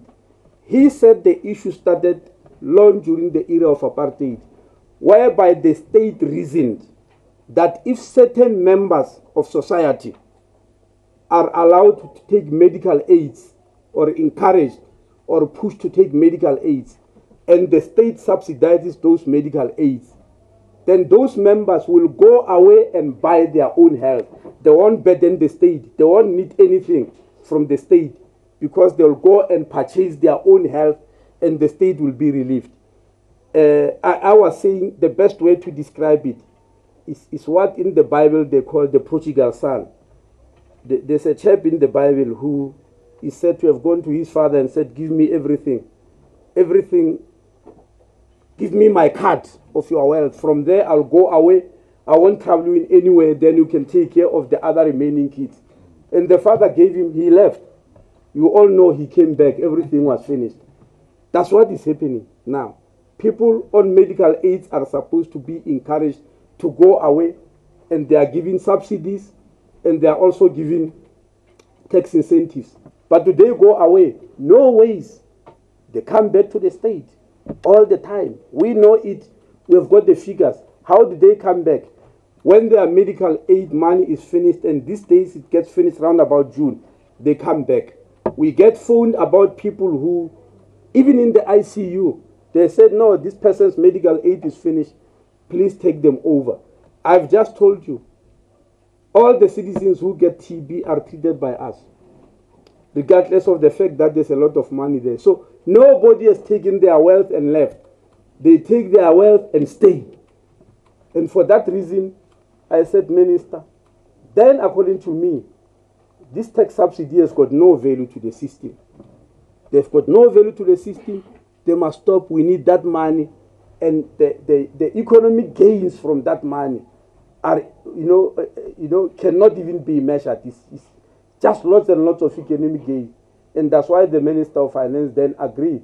So we are going to do that, meaning even after 4 years of treating those people, if we treat them year by year by year, we'll have spent 69 million. Welcome, MEC from KZ and Dr. Nom. Thank you. Now, we just want to show you some of the changes we are going to make again. Multiple options in medical schemes. Medical schemes are aware, and they know this, I've told them before, that in order to survive, they must come with all sorts of tricks that patients are complaining about. As long as the system remains, there will always be complaints. For instance, medical schemes have opted to something called options, which range from 3 to 16. In other words, some medical schemes have got 3 options. Some have got up to 16, meaning their people are divided into 16 economic classes. And the lowest economic class gets the lowest health ever. The highest economic class gets the highest health at a very huge cost. I didn't want to travel other medical schemes. I wanted to go to the one that is owned by the state, GEMS, to which public servants belong.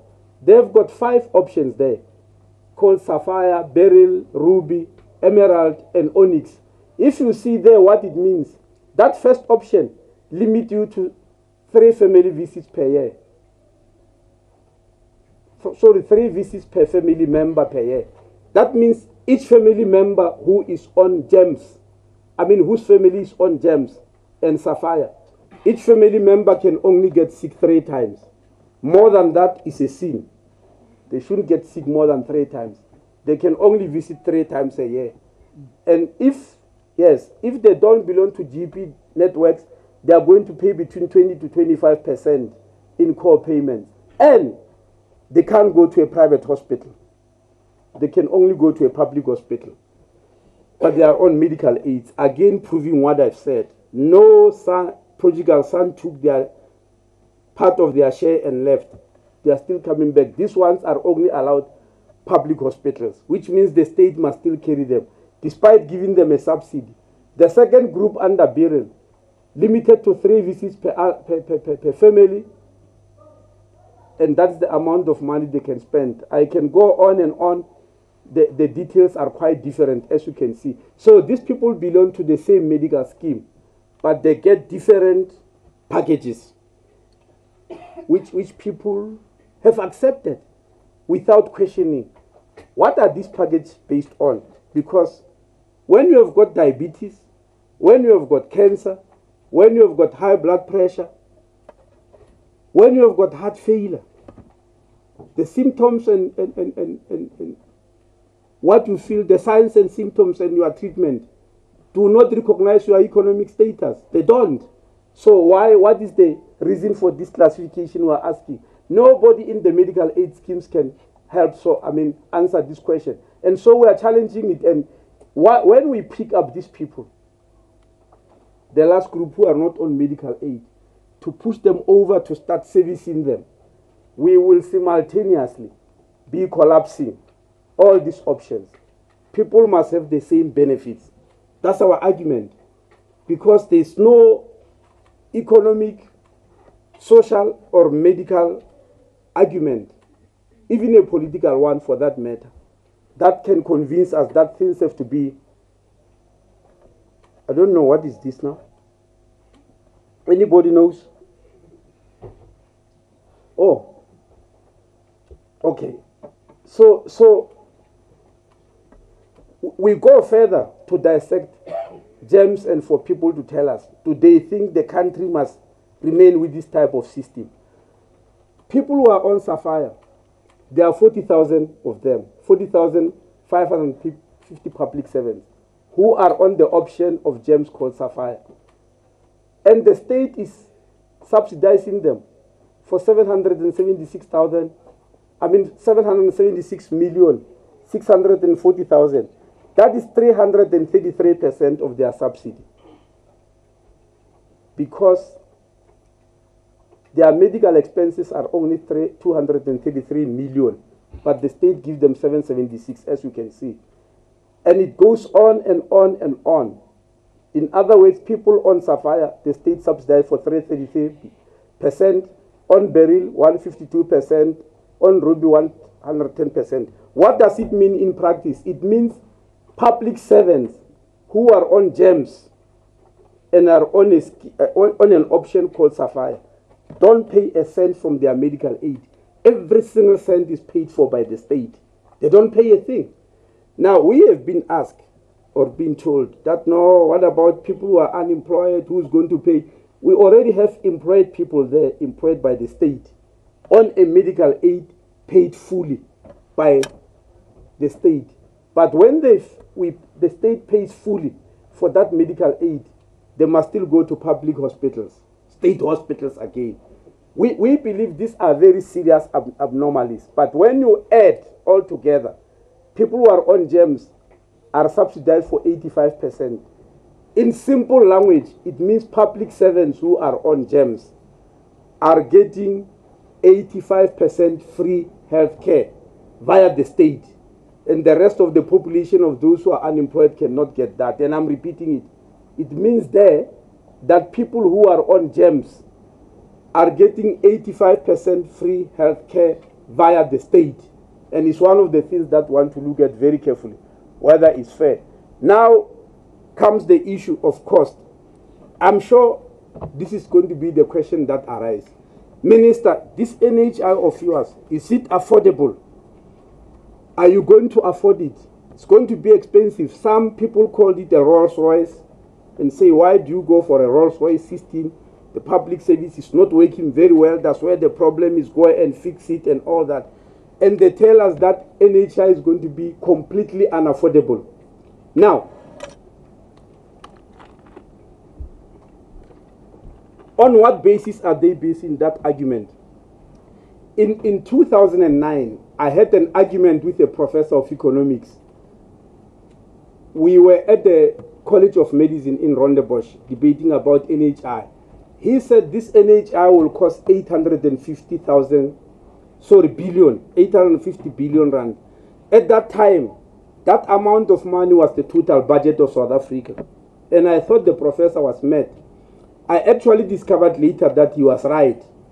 He was right because he calculated on the assumption that NHI means taking the present medical aid, which covers 16% of the population, project it as it is to 100% of the population at the similar cost. I want to tell you that that's not what we are going to do. And we will never agree to do that because it doesn't make sense. But secondly, it's just unaffordable, it's impossible. What evidence do we have? We have got evidence already that even without getting to NHI, when we pull funds, we save billions, not only millions, billions. On the board there, as you can see, we are giving kids in this country what is called a pneumococcal vaccine. In the private sector, one dose of the pneumococcal vaccine will cost 794 rand, but we are paying 266 for a dose, not 794, because we'll never accept. It saves 1.5 billion, as you can see there on the board. On the rotavirus vaccine, one dose is 364. It's 364 rand. We are getting it for 105, not 364, and we are saving 544 million. HPV vaccine, the one that we inject young 9-year-old girls at school in grade 4. In the private sector, one dose is 370 rand. Sorry, 730, not 370, 730. We are paying 139. Then the subdermal implant. That implant that we implant below the skin for a woman not to get pregnant. If you move into your gynecologist office today, you are going to pay 2,394. We are getting it at 115 rand only. Why are all these things possible? Because we have got the power of pooling funds. We have got the power. We go to the company and say, we'll give you 900,000, 500,000 school girls per annum for life. And so we are not going to buy your vaccine at that much. That's why many of the private sector companies have already approached us. It's not a secret. GEMS have approached us. They want to be on the state tender in order to service their members, because at these exorbitant prices, they cannot cope, even if they are a medical aid scheme. So they are already asking us about that. And so we are just showing those few examples, and there are many. And I've just told you, and it's going to happen. Many people will calculate that, if you are on medical scheme, you have got breast cancer, just produce it. 24,000 rand a dose, and for 17 doses. Nowhere will we ever accept that. It's not breast cancer, even with the medical credit subsidies coming to us. We'll never pay that amount of money. And so we have got many of those examples. The examples of services, before I go to the next slide. In the private sector, we know that men are circumcised for 7,000 rand. We'll never accept that, because you know you can pay 850 rand for a circumcision. How does it come to be 7,000 rand? Quite arbitrary. When you enter there, they'll give you a urologist, a person who trained for 13 years. then an anesthetist, another person who trained for 13 years, then an assistant, a doctor who trained for 6 years, all to sit around that small penis of a baby and chop it and charge 7,000 rand. This is this is arbitrary to see so many people, you know, because GPs do it alone, or you can do it with a nurse and all that. In other words, we have made health extremely expensive and come and say NHI will be unaffordable when we are deliberately making it expensive. And we are showing with this, the ARVs alone, just for ARVs alone, if the private sector was to get the ARVs at the price at which you are getting, all of them, and I told you they are treating only 280,000 people, they will chop off 2 billion rand from their budget of all medical aids in the country who are treating the 280,000 people. And that's why they are begging us. Why not use this tender? And now GEMS have allowed us to use these figures because it shows. On the emerald option, for instance, what they are showing is that if families nominate a practitioner, a GP, not a specialist, if they name a GP to which they will go, they are giving 10% discount on that. And they've got that practitioner. Just like it happens in England. In England, under NHS, when you are sick, you can't just wake up to see any specialist because it's very expensive. You can't just wake up to go to a teaching hospital like Steve Biko Academic here, or Chris Hani, or Charlotte McLeod, or Groteskir, because it's very, or Nkosi Albert Lituli, because it's very expensive. They don't allow you to do that. You start with a GP. GEMS have already started such a scheme. And they say, just in 4 months of doing that, these are the savings that they've made. 99% of members have nominated the GP. There's 13% reduction in doctor hopping, running from one doctor to the other. 1% increase in consultation, that's to be expected, but 17% reduction in consultations of specialists, which, as you know, is where the costs are lying. And 15% reduction in hospitalization. I'm sure you are aware that on the 16th of February last year, both the World Organization and the OECD reported to Judge Ngobo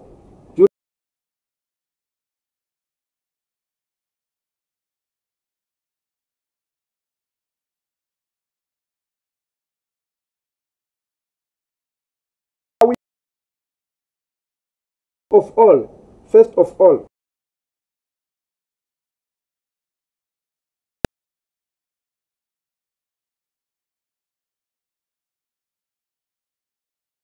the center. We mean by primary health care, we mean 3 things. Number 1, prevention of diseases. Number 2, and number 3, when you are sick, you start at the GP. Each South Africans must nominate the GP. Then you want to. After all, ladies and gentlemen, many people might not know this. About 35 years ago, when school, it was never allowed for anybody to go and see a specialist in South Africa without going through a GP. Exactly in the same in law. When you want to go to court, you don't just go to a senior counsel. You go to see a junior counsel who will determine that this is a small case they can handle at the magistrate office at a very low cost. You don't just go there to see people with silk and all that. That system was cancelled in health, and people were allowed to move from the street to see specialists. Specialists start working like GPs. The cost of healthcare. Now, within a very short space of time of using this system, we are told that in KZN only, GEMS has saved 700 million rand, not thousands, million, just using that system. Yes, and there we are writing about what needs to be done to reorganize the private health sector. You can go through it there. Now, legislative reforms. If this NHI must happen, certain laws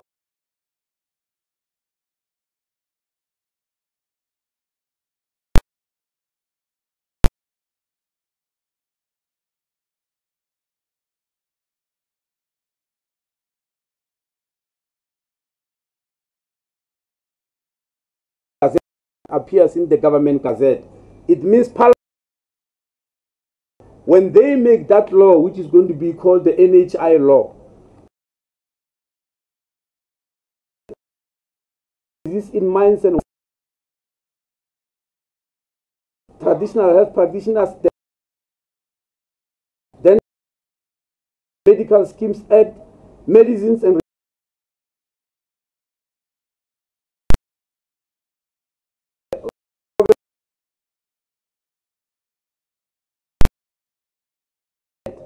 all those must be tempered with completely. For instance, one of the things we are under any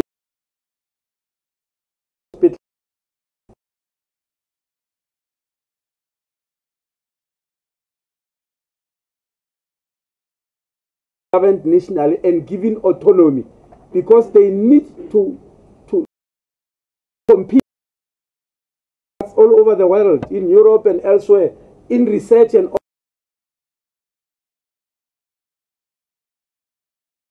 of, because after all,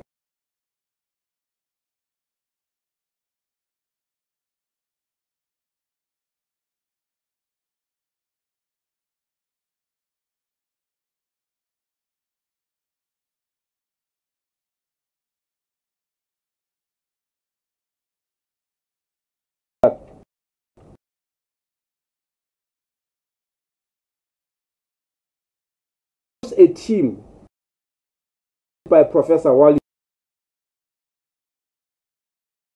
to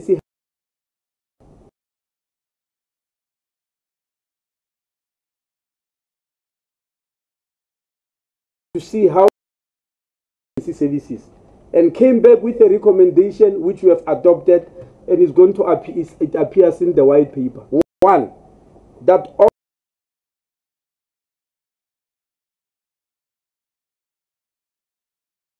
ambulances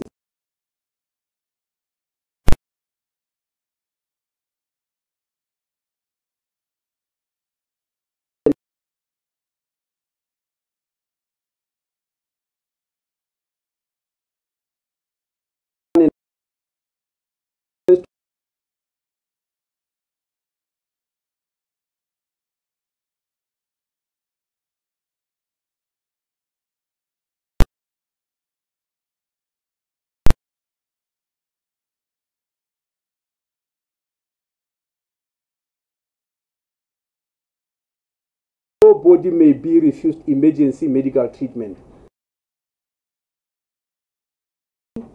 We were told during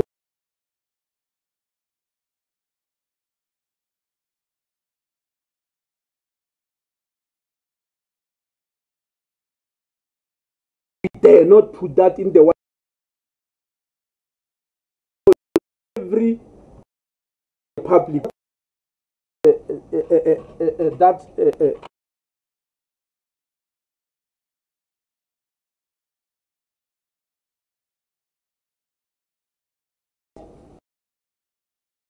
branding their ambulance in a different color. We don't believe it's true. If you go to New York, the taxis you use there are owned by many different companies. But the city council decided that they must all be yellow. Doesn't matter who owns it. If you are looking for an ambulance, you are looking for for a taxi, you are looking for a yellow cab. And we don't understand how that will interfere with your branding and you are doing business. We want to do the same with ambulances. When you go to Britain, all the taxis are black, regardless of you who own them. So this issue in South Africa, whereby an ambulance cannot cross this border because it's a different municipality. This is a metro ambulance. It can only go up to this road. It's something. Some of the things we have seen during the apartheid era, we're going to cancel them in those laws. An ambulance is an ambulance. When it picks you up, it must put you in the nearest hospital. Is financed. Will establish clinic budgets and also introduce capitation contracting for primary healthcare clinics. In the private sector, we're going to start the regulation of prices in the recently the pricing regulation, it will be for all services, particularly start mental health, health for the geriatrics, disability and rehabilitation, and also expansion of service benefits and implementation of primary healthcare services through our clinics. In the private sector, we'll introduce a single service benefit framework.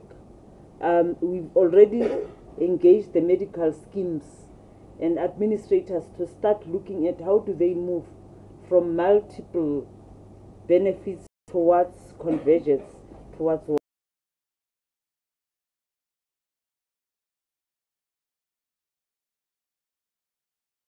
The medical Council for Medical Scheme has started consultations. We will be working with them on that. On the governance side, now all of this will not happen unless we deal with governance. Firstly, we'd like to set up structures to start the reform of central hospitals. Secondly, to look at the delegations across the whole country for different levels of our hospitals. And on the private sector side, we'll also look at the various governing arrangements in the private health, and also the issue of solvency and reserves that are currently being established. Now, to be able to do that, we need to start with institutional arrangements. The first is that we're going to look at various structures that must be put in place. By next week, we'll have a gazette of these structures so that we can start consultations with the public. On the regulatory side, we need to amend certain laws of the minister to establish various bodies. Now, here I will not go through the terms of reference. We have terms of reference for each body, the composition. These will go out for publication so that we can get experts in the country who will work with the department and our provincial colleagues in setting up these.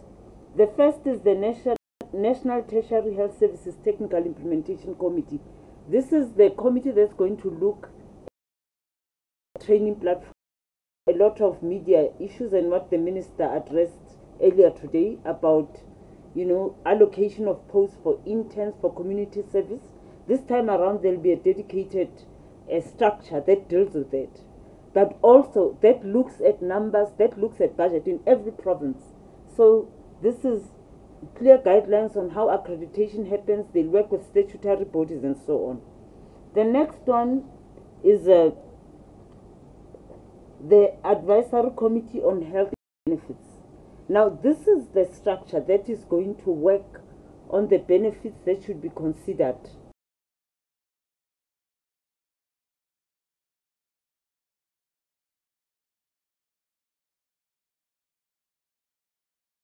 A package in preparation for NHI.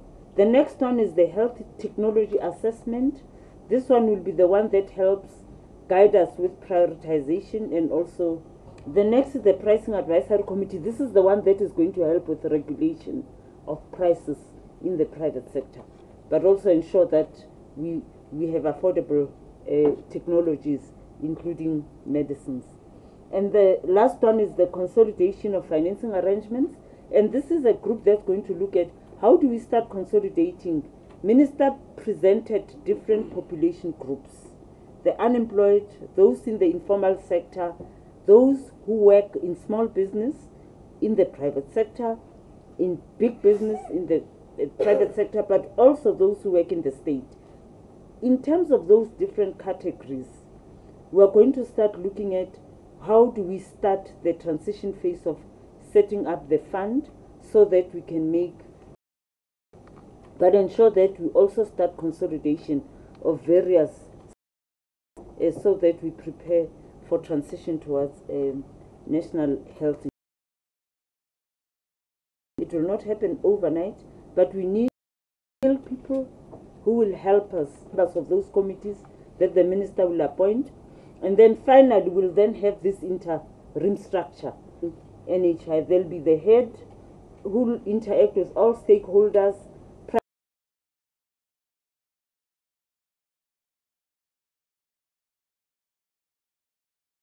specific units for benefits, for pricing, private sector reform, as well as institutional capacity. So this starts tomorrow.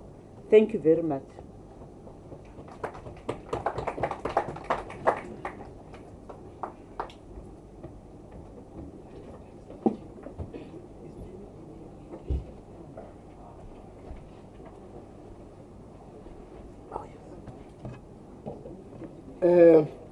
We can go to the question and answer session. As I said before when you started, that this is a media briefing, and therefore I'm going to expect only members of the media to engage on this matter.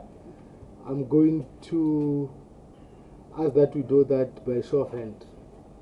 Unless if a miracle like before happens. Oh, no, it's not happening. Is that you ready to shoot? I'm ready to shoot. Okay, who else? By show of hands for now. Cape Town, let's do Pretoria and then we'll come to Cape Town. Oh, okay. If you can, please just introduce yourself and where you come from and shoot. Thank you. Good afternoon, Minister and delegation. I'm behind you. Barry Bateman, Eyewitness News. Could you just answer perhaps the question that every person in the street might be asking, or rather the medical aid subscriber might be asking? Because, as you said, there are misconceptions around what this is all about, and there's, of course, fear and intrepidation about what's going to be happening to my health needs once this is implemented. So could you answer that question? For the average person who's paying 5,000 Rand a month to his medical aid scheme, how is it going to change his life? Will he still be subscribing to that? Will he have to be paying to that and government? And how is it going to affect that person's care when they go to their local GP for a cough or whatever it might be? Or is it going to be that it's going to be these massive queues and you know, my GP is going to look like the local hospital, you know, where there's masses of people, you never get seen for hours, and you know, there are concerns of a degradation of service that's going to be offered. Please could you answer those questions for the concerned public? Thank you, Betty. Yes, ma'am. Thank you, Minister. It's Amy from LP News. Using tax rebates to fund the NHI priority areas in the following few years, is that set in stone, or is that a proposal at this stage that you're still speaking to Treasury about? Any other question, Victoria? Cape Town. Yes, Joe. Yeah, we can ask. Tamar Khan, Business Day. Minister, medical scheme benefits have historically been a key part of wage negotiation for civil servants in the bargaining chamber. They have currently got extremely generous benefits compared to many other people in formal employment. What are you going to say to them to persuade them to give these benefits up, first of all? And secondly, one of your last slides talks about the reforms being planned for the private sector. Could you just give us a bit more detail about what those involve, please? Okay, any other? Timelines from gazetting to full implementation. Okay, thank you. The other one? No, we've got another one, Joe. Okay. Question, Nelly from the Burger. What did you mean when you say that you want to change healthcare as part of the conditions of employment? And do you maybe have like a time frame of how medical schemes will change before NHI are finally here? That's it, Joe. Thank you very much. Minister? Yeah, thank you. Maybe we can do it here, Minister. Okay, yeah, you're right.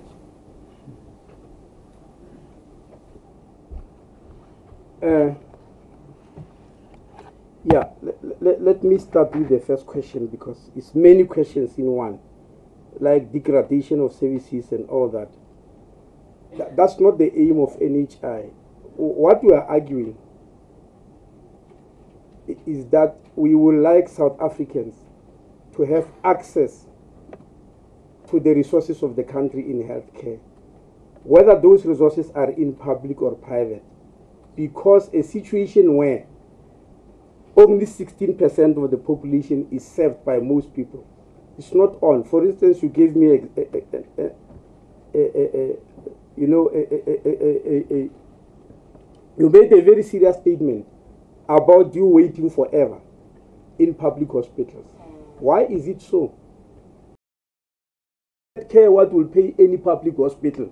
The prices can be different, but they don't set the prices. So the services will be purchased, and we are not expecting any degradation of services. DG has told you, if you look at paragraph 2 about the massive reorganization of the healthcare system, in the public health sector, we are concentrating on issues of quality because we don't want that degradation as we're talking about. How is it going to help us?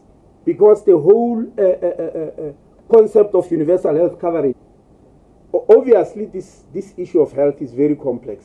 Earlier on, I just referred to, if you want to understand how complex is it, just look at America. The confusion that is casing there, who gets what where. Expect that there will be problems here. In every country where there is, there's always been problem in terms of people understanding and accepting. But the bottom line is, once NHI is up and running, what reason will you have to still keep medical schemes like GEMS, which I've shown you there, like PAMED, to which we and the judges belong, like POLMED, which police belongs, all these disparate medical schemes? What will you have? The debate that has not been resolved, which will take time to resolve, is about individuals who are on private medical schemes, whether they can have both. But let me tell you, NHI, by definition, is what they call mandatory prepayment of health by the World Organization and the United Nations. Meaning what? There are 3 ways of paying for health in the world. The first one is called mandatory prepayment of health care.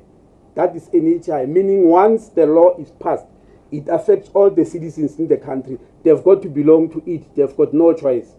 The second is voluntary prepayment of health. In both systems, you are paying for health, but you are before the person is sick. But one is voluntary, which is what? Which is called medical aid, is voluntary. The other one is out of pocket or cash. Now, NHI is a mandatory prepayment of health care. All the countries around the world who are having NHI, they put that as mandatory, and we have got to agree. What do I mean? This is the proposal by the ruling party. If you look at the DAs, which is the official opposition, the second biggest party, they've launched in October last year what they call Our Health Plan, or HS, which they say is an alternative to NHI. It's the alternative which they say it will work better. But on the issue of tax credits, in the first page, they said, no, this money must be available to the poor. And they said that is social justice. So already 2 big parties are agreeing that tax credits is money that is going to rich people unfairly. It must be available to the poor, and that is social justice. So we will see what the other smaller parties are saying, but I am saying the 2 big ones already see sense in it. And the ball is in the Treasury's court. Tama, every time I meet Tama Khan, she asks this question. How do you persuade people who are working in South Africa to give away their benefits up under health as a condition of employment? If you read the media, you'll realize that it is COSATU that is actually pushing me harder, attacking me every day that I'm delaying. They want this NHI by yesterday. COSATU tells me that every day. I did meet them. I did meet workers in this country, and we are still going to meet them. And I told them about what it means, the benefits they are getting, and that they are wrong, etc. That's the first thing.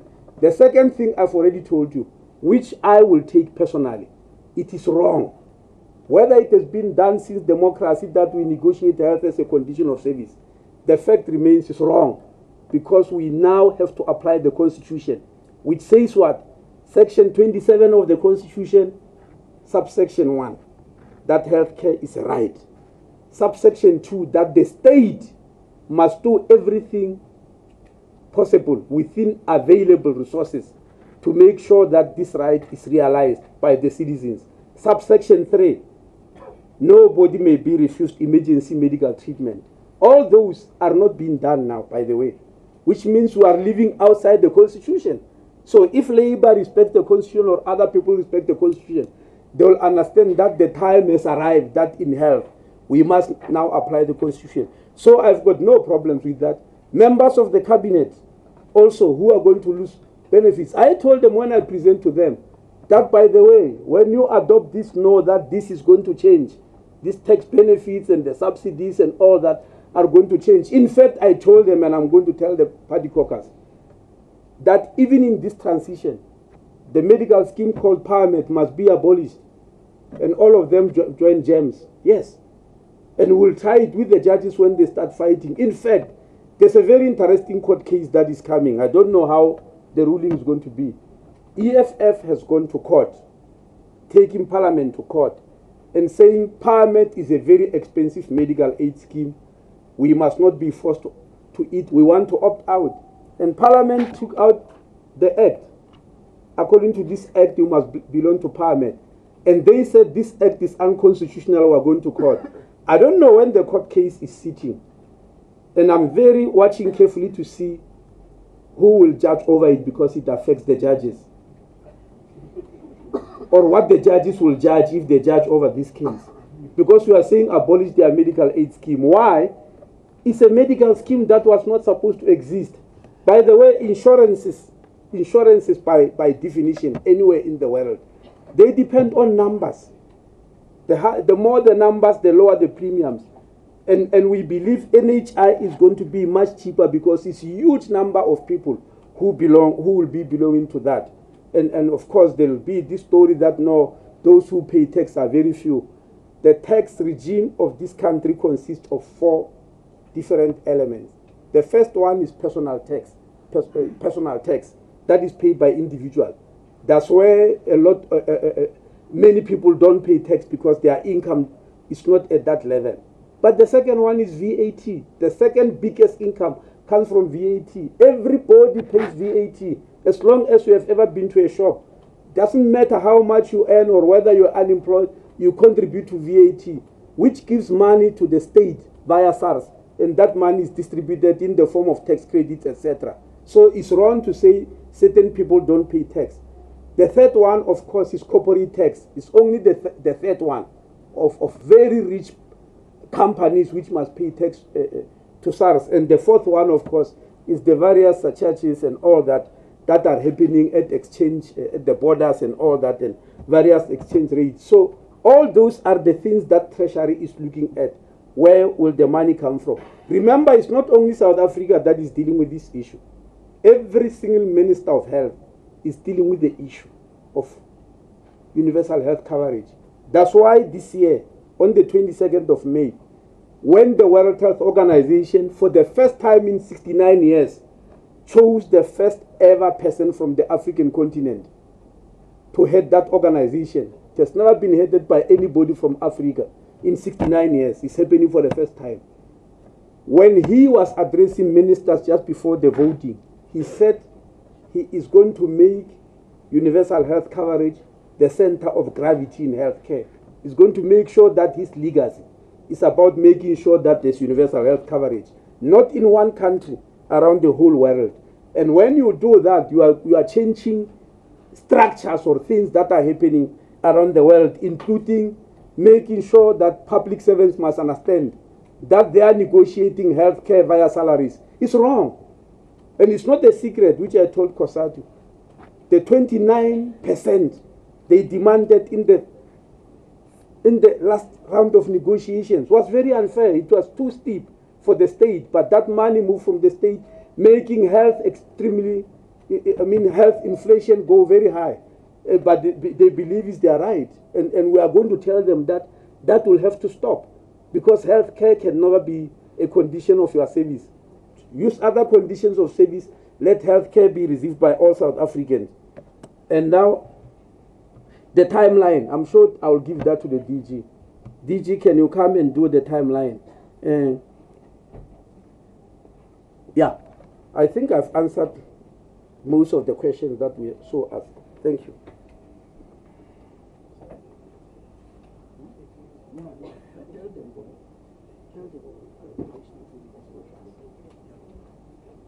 Maybe, Minister, the answer to the first question about, does it mean that the private sector facilities will be overwhelmed by the numbers, given problems with the services in the public sector. I just wanted to confirm that we actually have started getting facilities ready for that.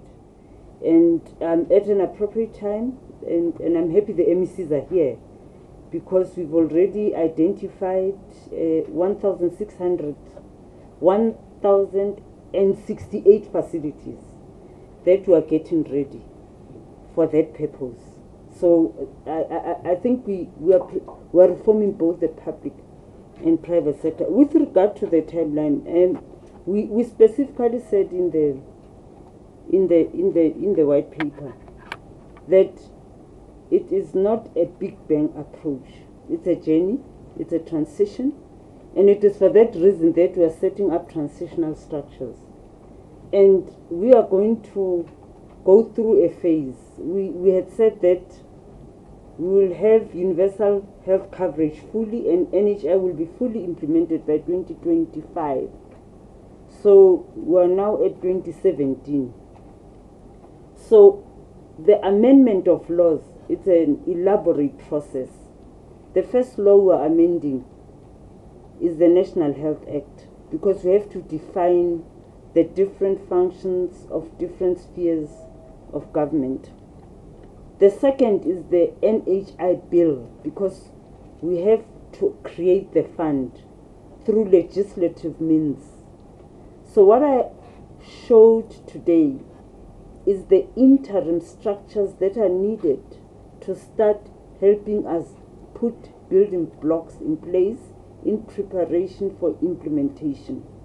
So at this stage, I think we are going to be having a meeting with all the stakeholders that are key in the implementation of NHI.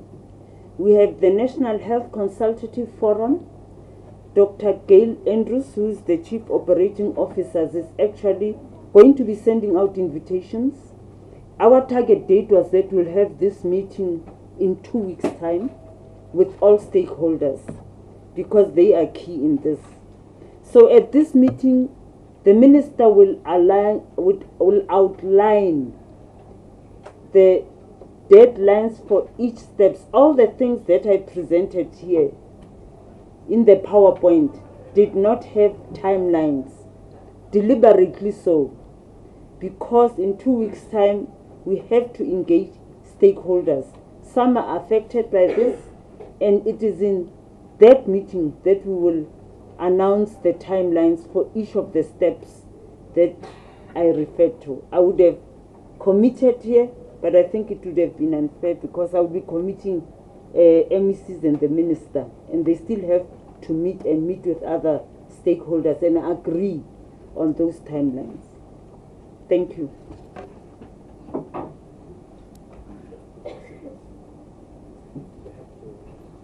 Thank you very much, DG and Minister. I'm taking the second last round of questions. As you know that there is another press briefing happening in the next few minutes. We've got one in Cape Town, Joe. Okay, let's start with Cape Town. Paul. Hi, good day, Minister. Paul Vicchiota from Bloomberg. Just in terms of the tax credits, it means that the taxation laws will have to be amended as well. And it's the earliest date you can see for funding for priority programs would be around about 2019, because the Minister of Finance will have to table that in February next year in his budget vote in February. Those laws will have to go before Parliament to be amended, coming to effect at the earliest April the 1st, 2019. Are you looking at that kind of date, or do you think the dates for the priority programs will be even later than that? Thank you. Thank you. Thank you very much, Cape Town. Pretoria? Last bite? Okay, thank you very much. Minister? TG coming.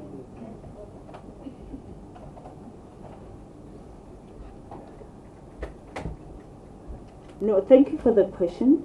Firstly, we are going to be meeting with Treasury.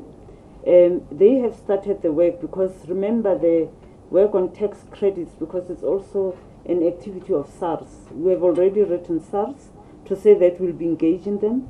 We'll be meeting. It's not like in September there will be money, there'll be a fund, and we'll be already moving. The process is going to start, like I said, tomorrow with the gazetting and so on. All those steps will be followed. But however, I need to emphasize that we have assessed 3.2 million learners, and 500,000 of them need care. Those kind of things we will not postpone.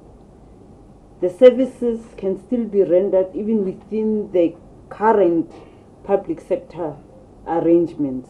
So I want to just emphasize that public service must still run.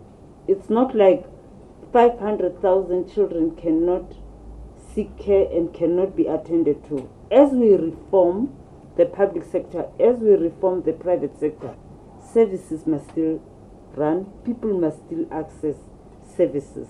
So we are working with Treasury currently to prepare for that. And I agree, the process of appropriations also goes through Parliament, not just through laws, but even different parliamentary structures.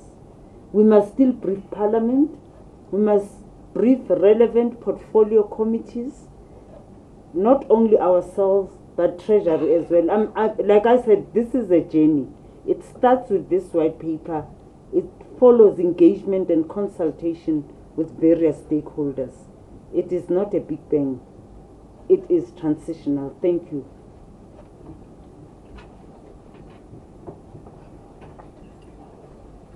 Thank you very much, Minister. If you have the last words, otherwise we are closing.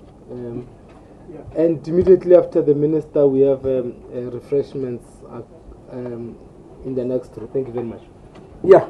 Well, DG has answered part of the question. What I want to say is the concept of using tax credits to create a transitional NHI fund is what we made to Treasury after arguing with them that the tax credits are based on wrong assumptions.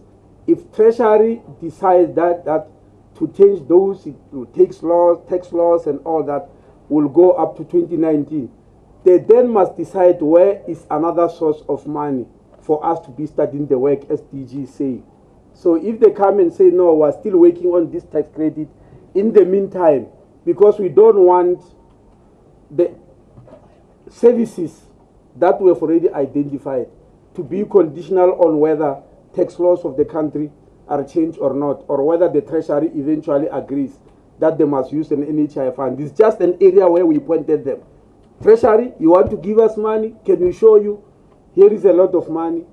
There's no justification, politically, economically, and socially, why so much money goes to the rich. If they come and say, wait a bit, that one was still rearranging, we must change the Division of Revenue Act or DORA or whatever they call them, wait a bit, then they must show us that in the meantime, this is the source you'll be using.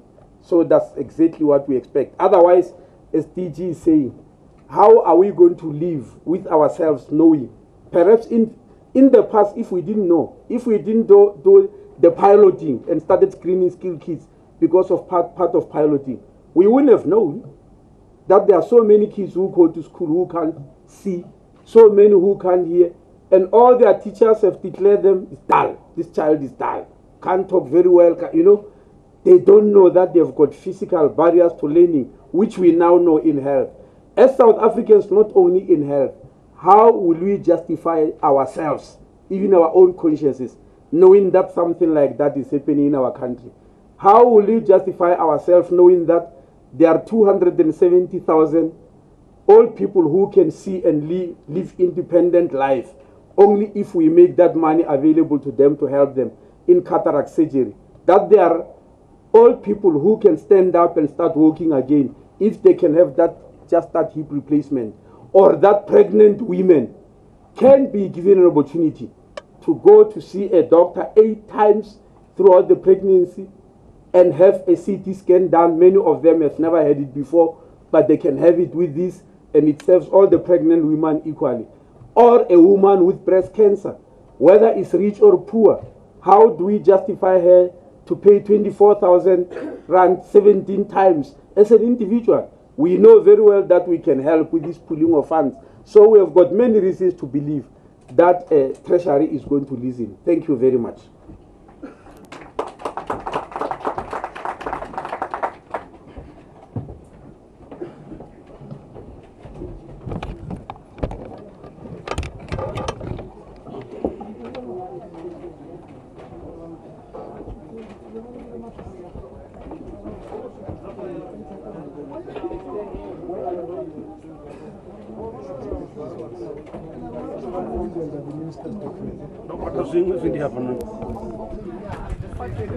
Huh?